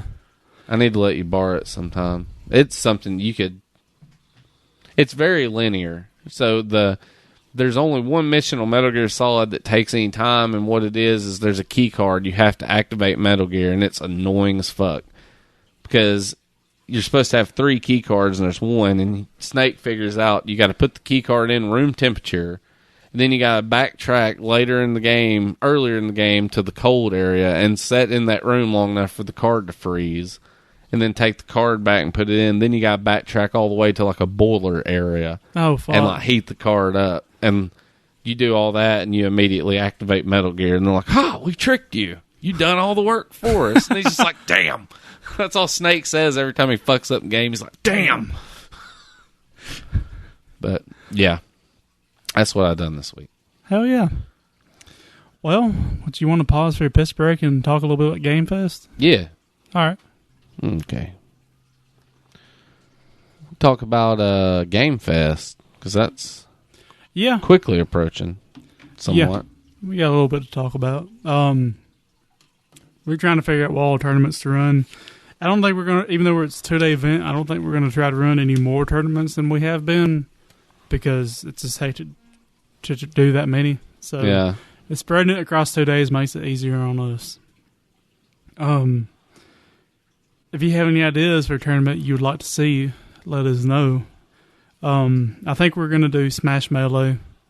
We've been debating whether to do that or Smash 4 on the Wii U. I think Melee is where we go with it.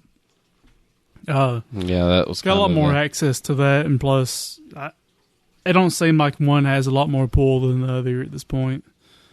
So I'd rather go with the one that's easier to get, easier to unlock everything, not have to deal with fucking DLC. DLC's ruin tournaments for fighting games. Oh, yeah.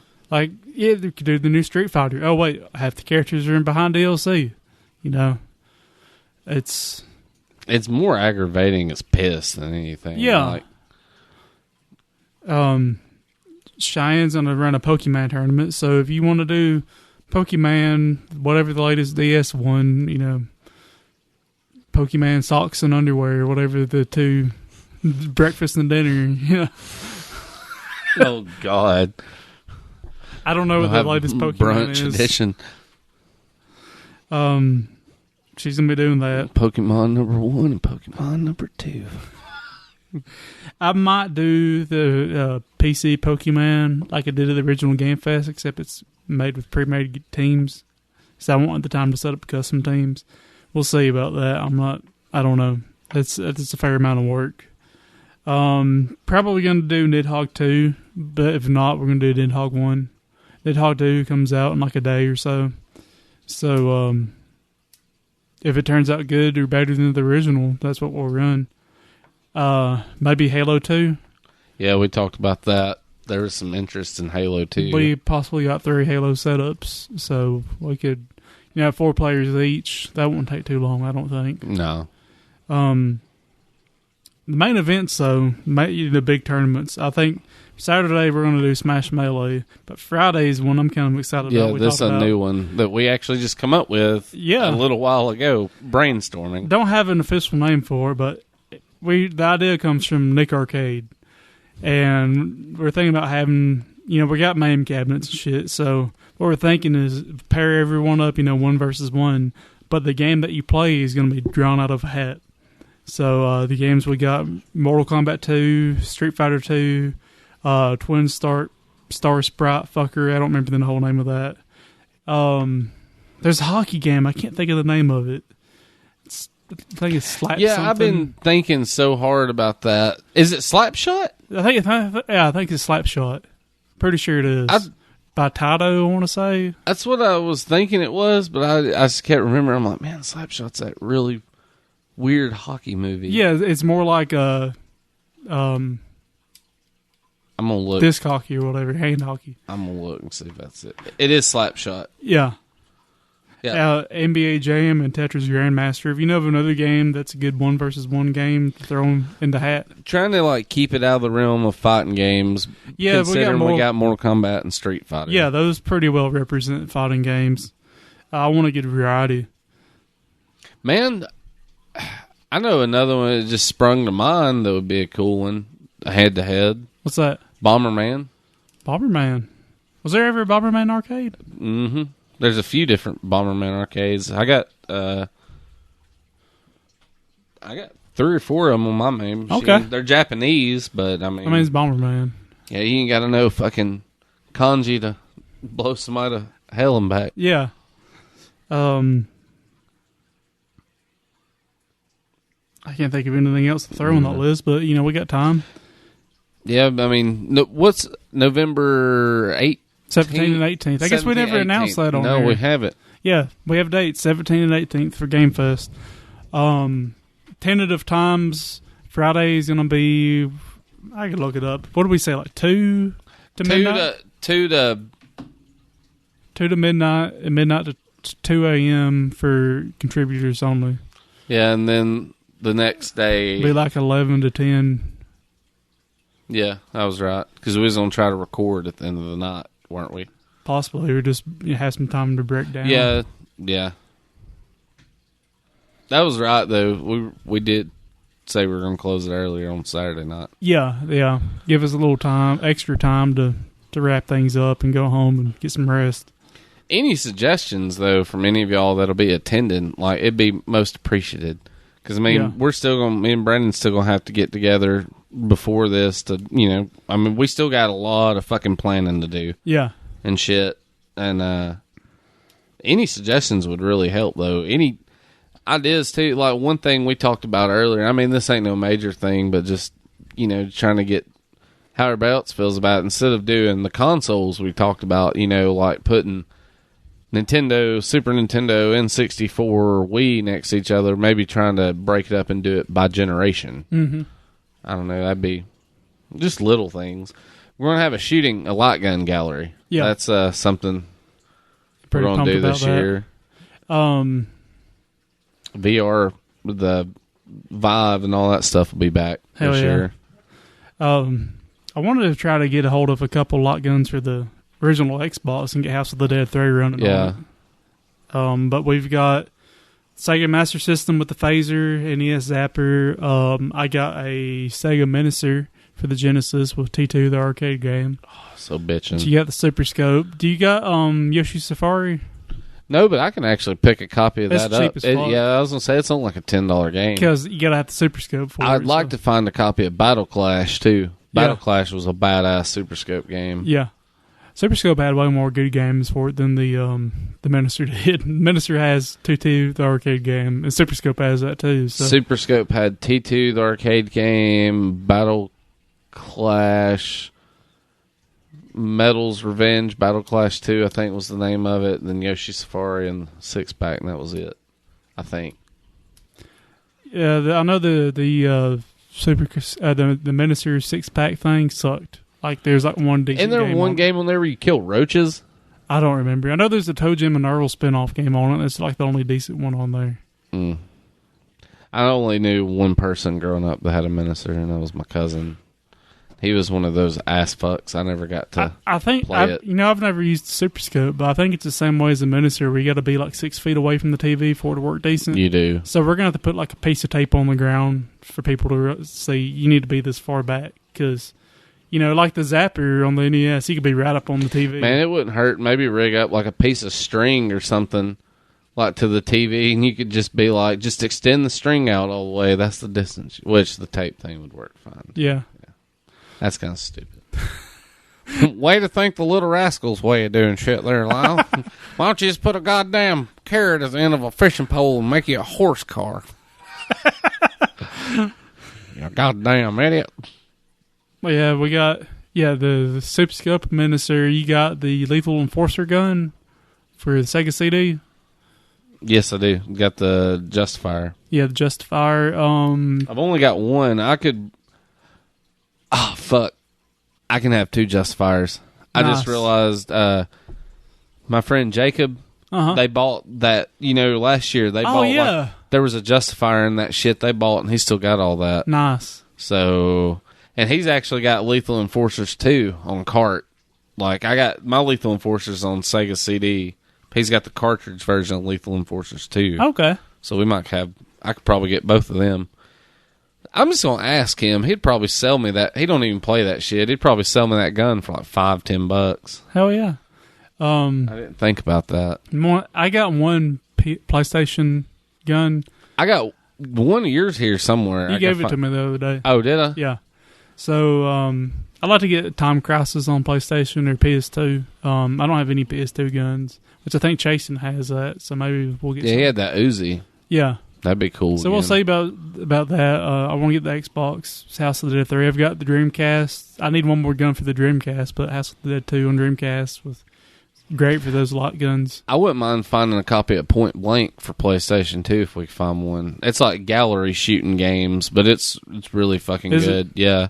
It's like shooting balloons and like duck hunt. Like, it's kind of like the puzzle games on Super Scope 6 and Minister and all that. The PlayStation also had Area 51. That's a pretty good one. I might do that one. I love that arcade game. But yeah, I think that'll be about it for lot guns, because after the Xbox and PS2, they kind of stopped being a thing. I mean, you got the Wii ones, but they're yeah. Which, the Minister and the Super Scope are pretty much Wii guns. Man, I know a Wii shooting game that I would love to have, but we can't do it. House of the Dead Overkill? Fuck yes. That is one of my favorite, man. Oh, man, it's great. It's like playing through a fucking shitty grindhouse zombie movie. It's amazing. The black character on there cracks me up. Yeah. Like, there's one line he says,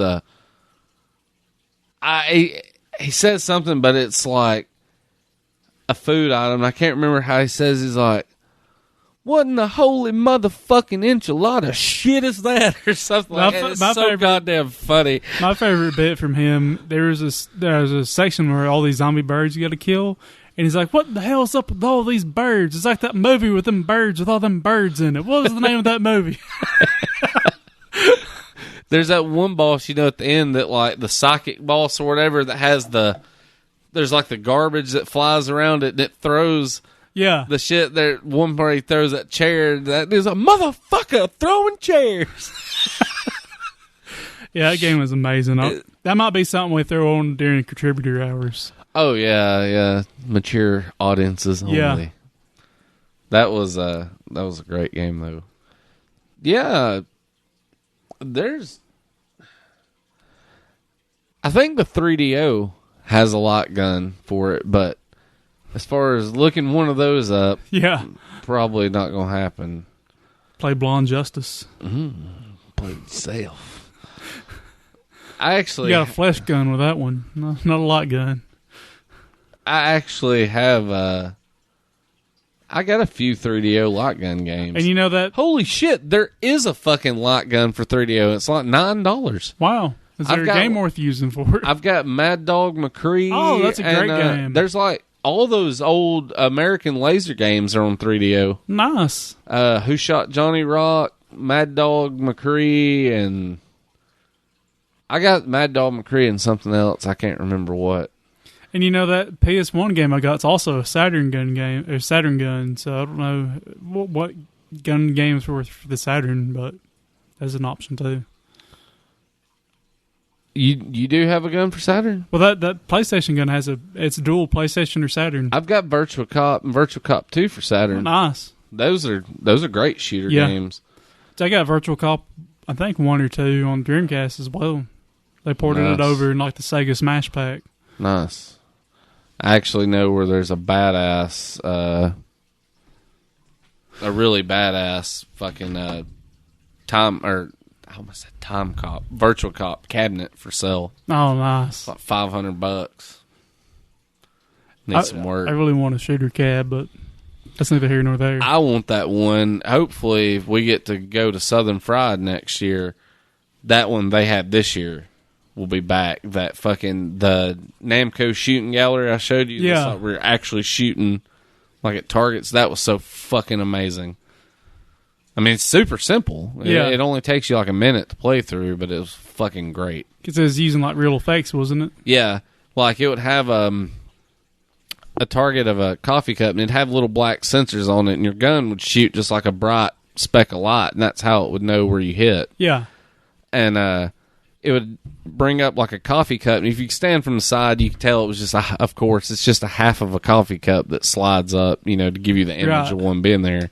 But when you shoot it, it drops it like faster than your eye can process, and it just throws a bunch of like broken glass shards in the air. Yeah, and catches it. Just little details like that. I was like, that's so badass, man. Like, some dude actually had to be fucking creative to do that, not just be like, boy, I'm gonna make a woman with big titties flying on a broom shooting cats out there. Some weird Japanese shooter or some shit. But yeah, we're gonna have all that. The consoles. Looking to have a couple vendors, of course. And prices we're looking at, I think adults $10 a day, $15 for 2 days. So whatever floats your boat, get 2 days, get 1 day.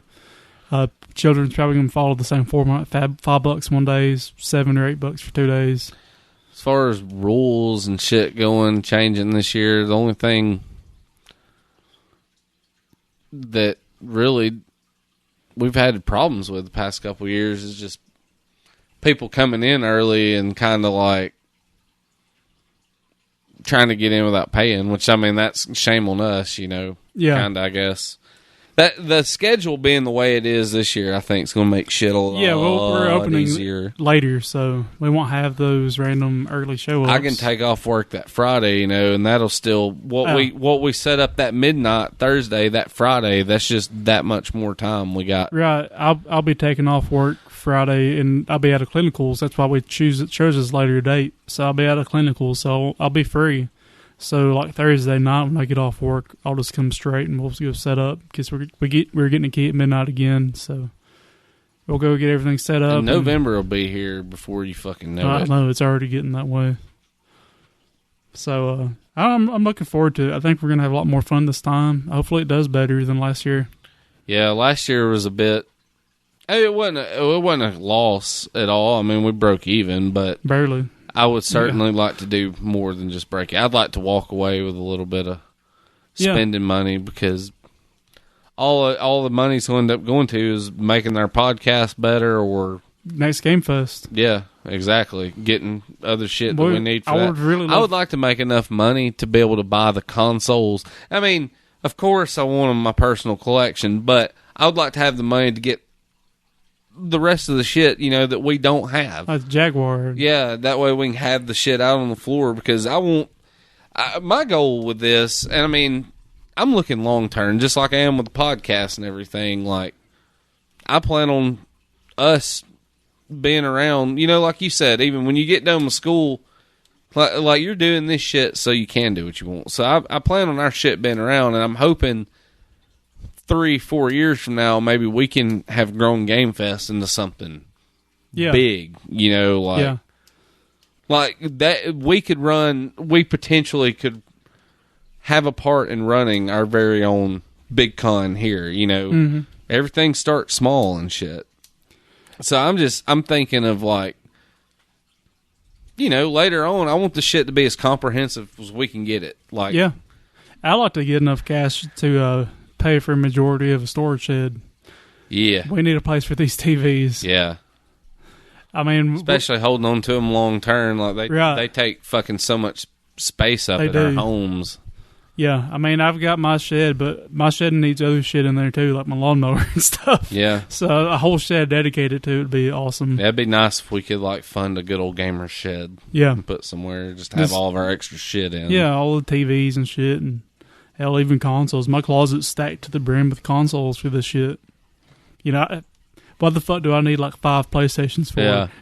That's not for me. That's for Game Fest. That's how my room is. Like all my extra shit. I mean, you can look right here and see it's just kind of stacked right there by my arcade walking in. Yeah. I mean, out of fucking room. Yeah. And I mean, like I said, that like I was saying about growing it, that's another thing that's just kind of, I mean, it's not discouraging, but it's like something to think about. If we do grow big enough to like go to Huntsville or Birmingham, anywhere like that, we're going to need like 3 times the amount of TVs we have now. Oh, yeah. So just, thinking about all that future room that'll be needed and shit. Yeah.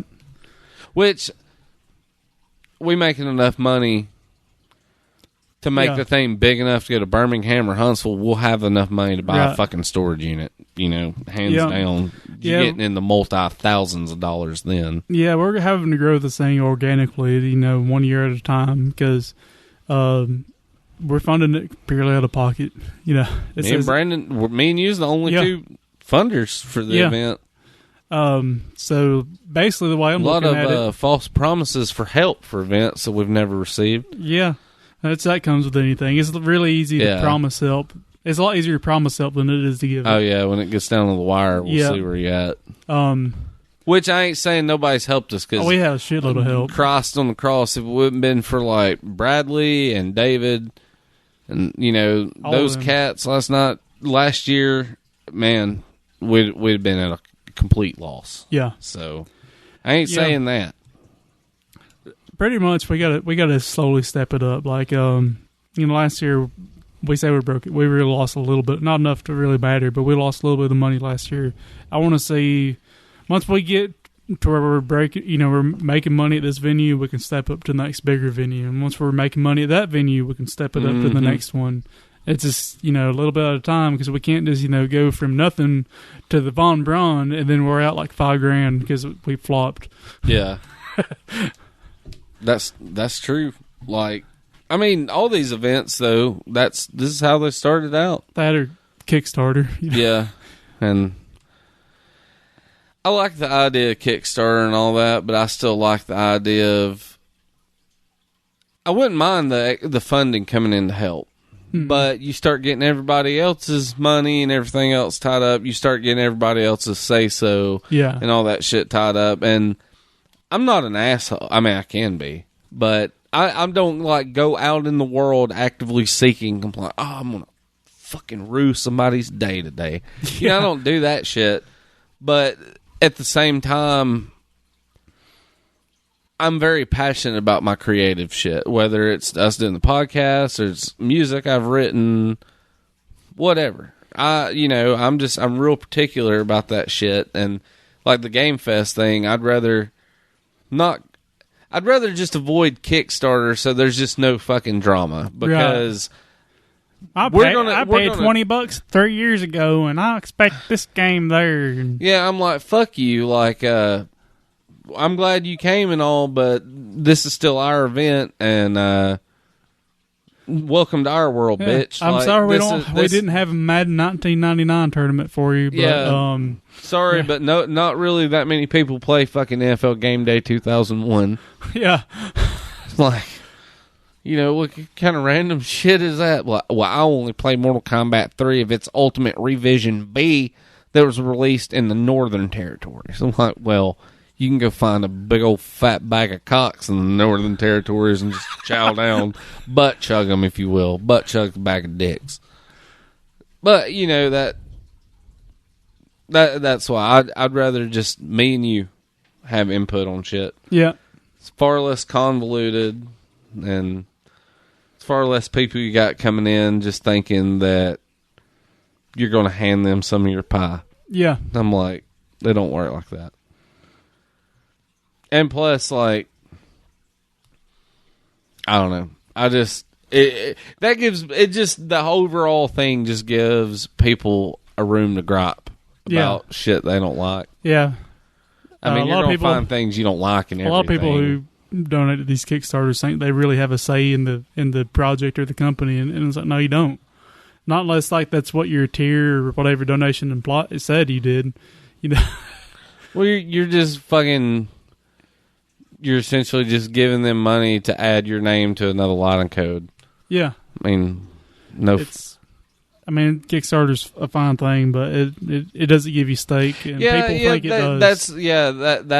That's what I was trying to say the whole time. Is like, I wouldn't mind the help, but I don't want people to feel like because you chipped in $50, you're not fucking co-director or producer of this event, like, right? And it's just that's a way to make people feel entitled. Yeah. You know? I've seen that a lot. That's why I would rather keep it all local, you know. And you'd be real, I mean, I'm sure listeners out there have been involved in, like, business ventures and shit. It's really fucking easier to deal with a business venture, though, when it's two people. Yeah. And especially, like, when the two people, you know, trust each other. There's no red flags. You ain't got to worry about no outside influences trying to sway shit. It's just way simpler that way. Yeah, another thing with the Kickstarters is, you know, you pretty much got to sell your project on the Kickstarter. So you're going to have to make promises and plan for this and plan for that. And heaven forbid you don't make those promises, right, because you are the scourge of the fucking internet at that point. Because, you know, sometimes real life shit happens. And something just doesn't fall through. And you're just shit out of luck, and you know you never know. People might start trying to reverse charges on you and all kinds of horse shit. So it's just a whole can of worms I'd rather not get into. No, if we were to do something like that, the only thing it'd be is us having a guaranteed event in place, and it'd be like selling fucking tickets. Yeah, to get in it. That would be it. That I wouldn't be like, oh, you get a fucking red lanyard and this pass just for chipping in. You step at booth number 3 and you get 3 hand jobs. Yeah. Not redeemable at the same time. Well, I was planning on stacking coupons. I'm gonna take these hand job coupons to Kroger. They double them. Yeah. You imagine just setting them on the counter and be like, which aisle do I have to go to pick my hand jobs up at? She's like, just snaps glove on. She's like, we serve them right here, sir. I can't believe I'm getting paid minimum wage. Give these motherfuckers double hand jobs. She's like, I ought to get me a job in one of them massage parlors. They at least get tips. Yeah. They get the happy end and I get the $20 bill. But, as far as like Game Fest though, like we will take constructive criticism and ideas, of course. So, I mean, if you're somebody local that's planning on coming down, if it's something you'd like to see, let us know. Whether it's just a fucking game selection or that's another thing we're gonna try to do different this year is have games on the tables. Yeah, I'm going to try to... we're going to have one person designated where that's all they're going to do is just watch the fucking console tables. As long as... I don't think we'll be leaving... What do you figure? Probably like a selection like 6? Yeah, 5 or so games. And, we're not going to live out any earthbounds for people to steal. Oh, no. Anything that's expensive is going to be like a repro that plays is the fucking same. And then, we got these modded systems I'm doing, so we'll have a lot more selection. That's always been kind of an issue, is changing all the games out and, asking, hey, what game do you want to play? Well, like my NES, like if we were to use my NES on the floor, I've got several I got like 3 of those, the multi-cart Famicom games. Mm-hmm. We could throw one of them on there. And I've got a I guess I wouldn't call it a repro, but 140 something Game & One cartridge coming in. It's got pretty good reviews on it, and throw that in one, and fuck, it's got like all the best games on it. Oh yeah, that'd be pretty sweet. Yeah, I'd love to get some Ever drives, but fuck, that's some money. Yeah, you talking $100 for every one you buy. Then you and more. Yeah. The TurboGrafx ones, I think, are like 120, and then you got to buy the fucking protective case to put around the card, and that's like an extra 20. Then the SD card. You know, you'd be better off to spend $200 and buy the deluxe one that's got the case, the manual, the SD card, and everything with it. Still, it's $200 fucking dollars. And again, I'm $100 away from buying a goddamn modded Turbo Duo at that point. Yeah. And you still run the risk of someone stealing the motherfucker. Mm-hmm. Someone, I'm on fair warning to all Game Fest attendees. If I catch you stealing any of our shit, especially my Turbo shit, I will break you and your fucking grandmother's fingers. And I will probably defecate all over her face and send her to church.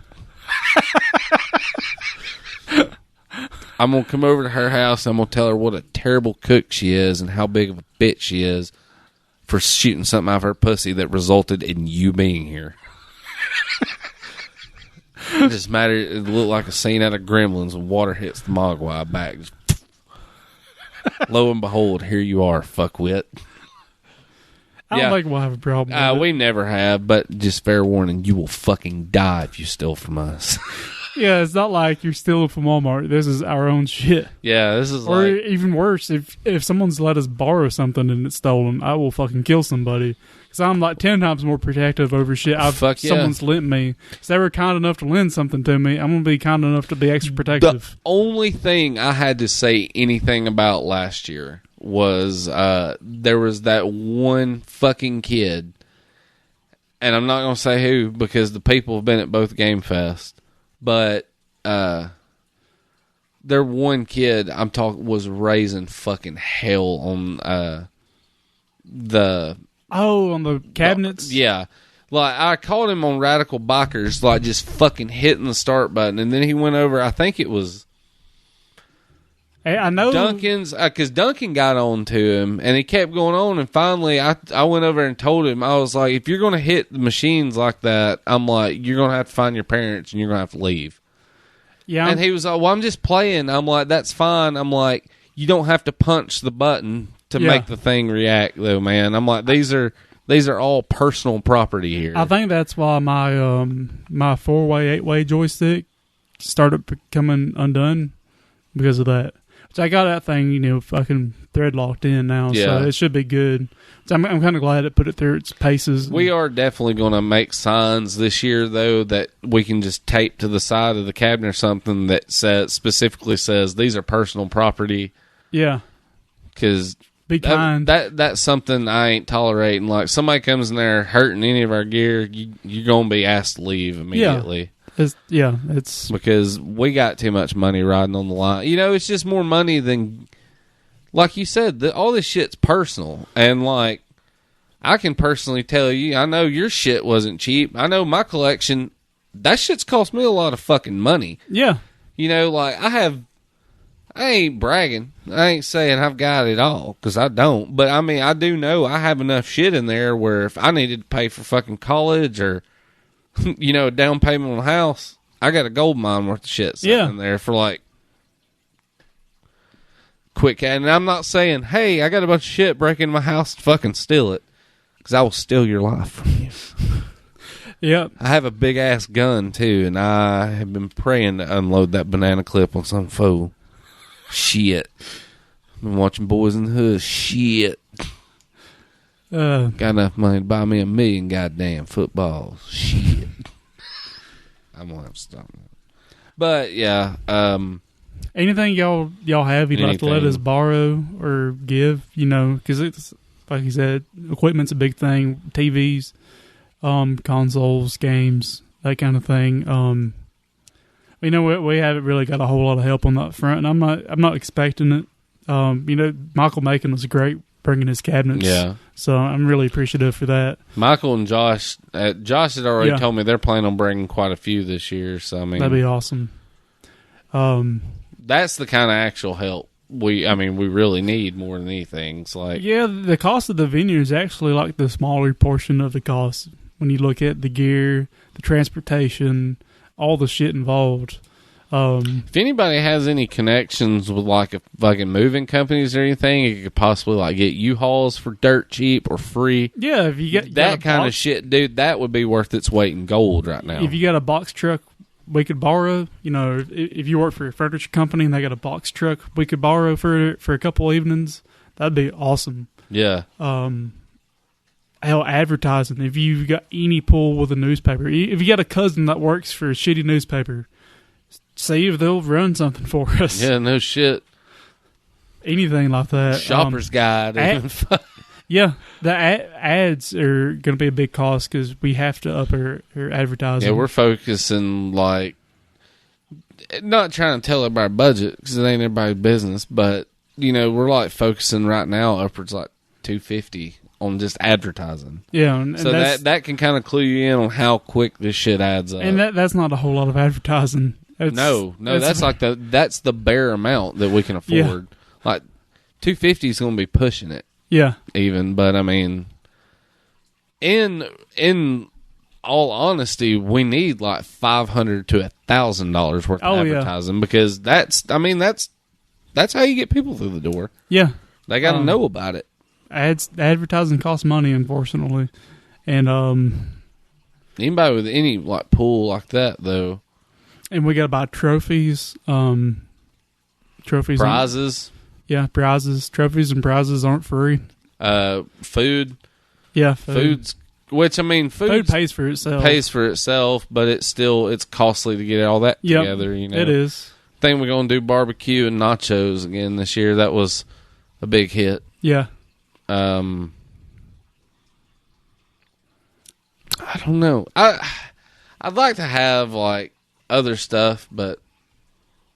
You know, like we've talked about before, but that's just kind of stuff that is going to come later. Mm-hmm. Like, we still ain't doing no board games or card games this year. We just ain't got the room. If we move up to the Civic Center, I'd like to. If nothing else, like if people just wanted to play board games, I thought about maybe this year, we just be like, if you want to play board games, you can have the little smoking area outside where the tables are. Just do not bring them in here, because... That was one thing that irritated me that one year, you know, like we had specifically said. Oh, the first game fest? Yeah, no card game and shit. And these kids, like after Brandon had just pretty much blatantly told them in the face, like, you know, it's not we got a problem against it, but we ain't got room in here to set up tournaments. They sat down at the fucking table right in front of us and started playing Magic or Yu-Gi-Oh! Yeah, and I had to tell I'm like, Brandon was pretty much like, get the fuck out of here. Yeah, like, so I was setting up for our Pokemon tournament right there. Yeah, and... I don't remember exactly what you said, but I mean, it was smart ass enough. They got the point. You were like, I don't know if you said something like, I don't know if y'all didn't hear me or if you just chose not to hear me or some shit. That day was so hectic. But I've got, dude, first year really like. And it was so cramped too. Way more cramped. Yeah, and the technical difficulties were so much worse. Like throwing the power 4 and 5 times and. Yeah. Fuck. But it was good because you live, you learn, you know. And we've gained a little bit better insight on as to what not to do now. And I don't know, I think he said they might be, if Michael and Duncan might be putting a price tag on some of them cabinets. If he said they were. So if you want to sell. If you want an arcade cabinet, come on down to Good Ole Game Fest. He might buy you one. Hey, if you got an arcade cabinet you want to sell but wouldn't mind it being on display for the weekend, let us fucking know. That'd be a free place to get it out there and get it looked at. Yeah, man. Yeah, well, we'd love for you to put it out there on display, let people play it, put a price tag on it. Any y'all got pinball machines, let us know. That would be the tits. Yeah. The big tits. Pinball pleasure. Yep, be pin busting nuts. I mean, pin busting nuts with the best of them. It's Ross Perot's sequel. Pinbuster. Pinballister. Yeah, never mind. I was trying to combine filibuster and pinball. That just makes me think that dude we met at Southern Fried, he's just like, busting some pins. he's like, come over here and we'll put that Ross Perot version on, filibust some pins. Cook some human loin out back. Got some people loin. And people from Mississippi make a good burger. Oh, you're talking about putting them in the burger? Yeah, how you make them. But I'm gonna bring back the Mario speed run this year, but I'm trying to figure out. I'm gonna make it a little different. I'm thinking like Friday, maybe doing some variation of like Mario 1 or something. You know what? Or maybe even Mario All Stars. I don't know. Yeah. What I was thinking is maybe doing 2 totally different speedrun sets on both days. So that way, like maybe Saturday have bass fishing and Donkey Kong, Friday Mario and something. I don't know. Just, swap it up. That way we don't have the same one in 2 days. Yeah. Yeah, we'd have to do that anyways, because if you were to do like 2 fishing tournaments, that's going to be 2 fucking fishing trophies you got to get and all that. We'll get all that straightened out. And there can only be one champion. So. Yeah. There can be only one. If you want to be the other one after one is won, you just got to meet them out in the parking lot and sever their head. Yeah. With a long sword. You have to be a Highlander first, too. There's prerequisites. You have to have a pre-existing condition of being a Highlander. Yeah. But I heard Rising Tank can make you a Highlander. I think it's like if your taint was the land, it just that's where Highlander comes from. Yeah. It just gently lifts your land taint mass. That made no fucking sense whatsoever. You got to cut off someone else's taint. It's like one of the riskiest surgeries known to man is like fucking quadruple fucking taint replacement. Like, it sounds like a head got a quadruple taint bypass. Yeah. Like, he's having a taint bypass right now. We're just praying. Taint graft. Tank graft.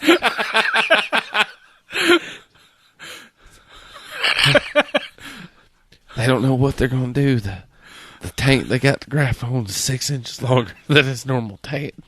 They have to cut it like a Y.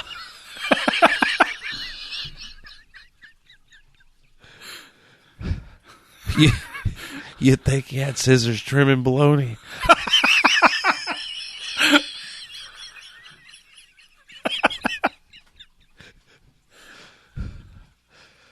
I don't know why I thought of this, and this is off subject as fuck, but I'm giggling to death in my head over this. I just imagine like this real shitty ass like form of Leatherface that like he can like kill humans to like make a mask so he gets bored and goes and gets the bologna out of the fridge. He's just like in the basement sewing like this fucking Leatherface bologna mask together. He made a mask out of bologna and then let it dry, and now he can't take it off. You know how fucking tough dry bologna is? It's impossible. Stole just like vacuum formed plastic over his head. U.S. military experimenting with dry bologna as armor. All those nitrates in his bologna mask cause his blood pressure to constantly be spiked. He's gone insane. He's full of aggression. Whoever knew the prolonged exposure of bologna could cause this? Oh, God damn it. I don't know why that popped in my head, but it just... Because it's past midnight on a weekday. Yeah, it's almost 1 o'clock. We probably need to wrap this up. Yeah. We got a couple calls, or a call and a text. Do you want to play them? We also got a Let's Listen. What do you want to do? Let's just do them real quick. Let's do the the calls, and let's listen and close it. All right, let me pull up the call. We got one call, Yeah. and then I believe it was Mr. Miami Daniel. Sent us a text. He just wanted us to play Divine, whatever. Divine Divinity. Take that, Miami Daniel. Redundancy.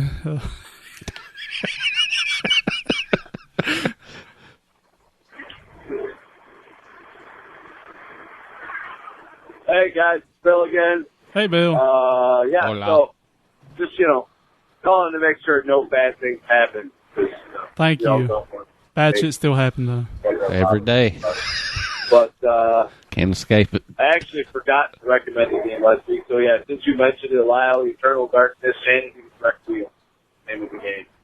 And there's also a game for regular Xbox. It's called Flat. Flat? It's a stupid game show type third-person shooter game where you just go at it. Great. Black.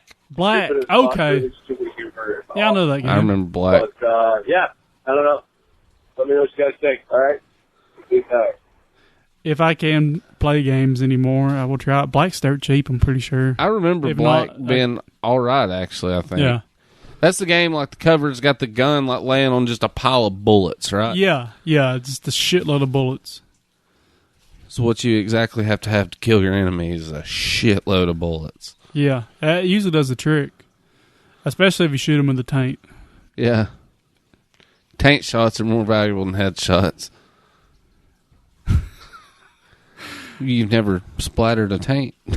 I splattered a couple taints in my day. I think we're talking about a different kind of splatter. I'm just playing Splatoon. What are you talking about? Oh, I'm not. Well, I guess we got a Miami Daniel asked us to play what? Divine Divinity. Redundancy. Yeah.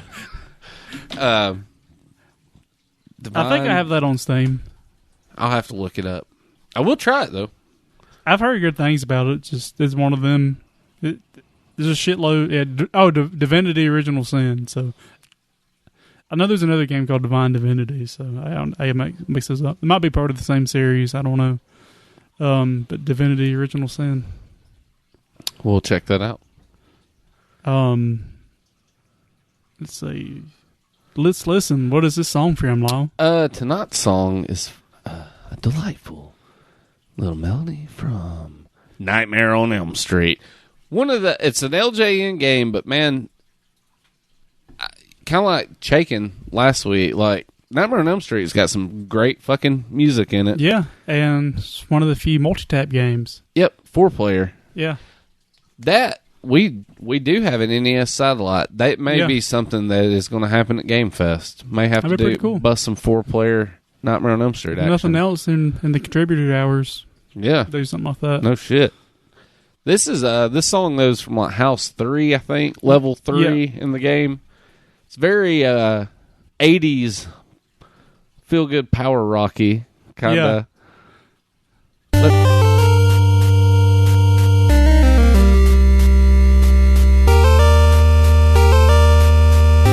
You can almost see the spandex. Yeah. And piles of cocaine, wanted women.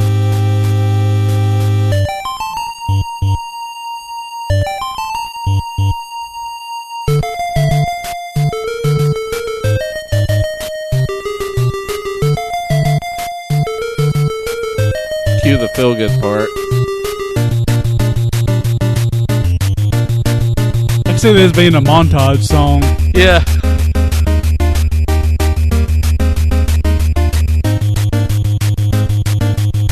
Dude's getting ready to kick some ass. Getting 2 years of training and 5 minutes of footage.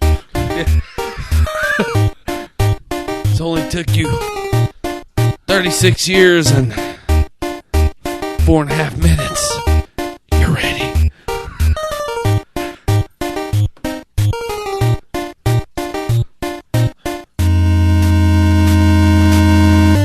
My God. You're only 19 years old, but you've had 68 years of training.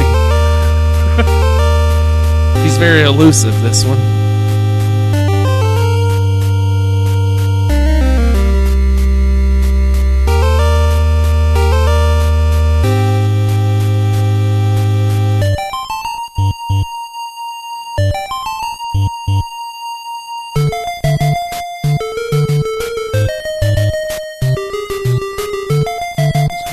montage one more time.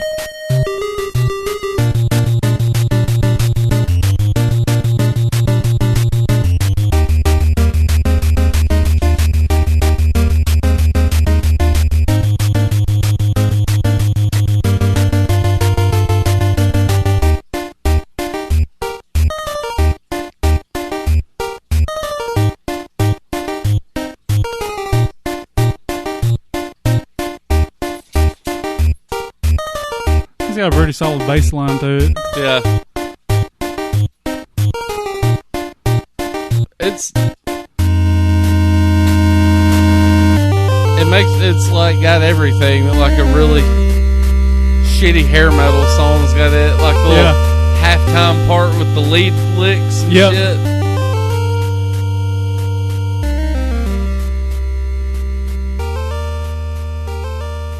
It's good, man. Like, Nightmare on Elm Street has, like, some of the most underrated NES music. Mm-hmm. There's a soundbite on there, too, where your character starts going to sleep. You can jump on, like, coffee, and it makes, like, the music's cool, but there's this boom box, and you hit it, and it's just like this, it turns into, like, a fucking thrash riff for, Hell yeah. 3 seconds. It's actually badass. Good stuff. Hell yeah. Well, that brings us about to the end of episode 100. Yep. Brandon may or may not be on next weekend. Got to see what schedules and shit are looking like. Yeah, looking like shit. Looking like a feckening is about to be upon you. Yep. Tuesday, I'm getting super autism because I had to get all the vaccines for school, and I got to get molested by a doctor. He's going to fill up my nuts and tell me I'm okay to do work. You're going to be really good at piano afterwards, though. Yeah. Yeah, I'm like on Mozart good. I'm going to know exactly how many jelly beans is in that baggie. But you're not going to be able to carry on a conversation with anyone. I already can't, so no big loss. Yes, no. I willingly choose to do that. God, I hate small talk so much with strangers. They're like, oh, how about that weather? I'm like, it's weather. A lot of times when people are just like, how are you doing today? I just want to be like, I'm not worth a fucking, I'm probably going to kill myself later this afternoon. Yeah. I just want to give that empty smile at them where they're like, huh? I'm like, well, you asked? I want them to go home like, I seen the man with the most empty face on the elevator today. Had me questioning my own life. If I could possibly have that man so sad. It's like the whole reason A Wonderful Life happened is just because some guy was like, told him the truth. He's like, I'm having a terrible day. And he's like, maybe my day's also terrible as well. I just haven't realized it yet. It's a placebo effect. But, anywho, if you got anything, send it to us. You can follow us on the webpage. GoodOleGamers.com, our Facebook group. If you have any suggestions or idea for Game Fest, send it to Brandon or I, because we'd definitely like to hear it, and maybe it's something we can end up incorporating. Yeah. And if you're in our Game Fest crew group on Facebook, just post it there. Yeah. Yeah. And if you're not in the crew group and want to be in it, let us know and we'll add you. Yeah. So, it's like Good Old Game Fest Crew 17, I think. Mm-hmm. So, check that out and hit us up, and we'll be coming back at you next weekend, I guess. Yeah. So, until then, maybe, if it is your if you don't get to come back next week, I'll see you again soon. Yeah. I'm going to play every time you're not on here. I'm going to get a sound clip of like, I will remember you. Then everybody's just going to go out and buy sad-ass animals after they listen to it. Yeah, that Earthbound, I'm with you. I met you. Oh, it's good stuff. Well, anywho, till next weekend, game over, man. Game over.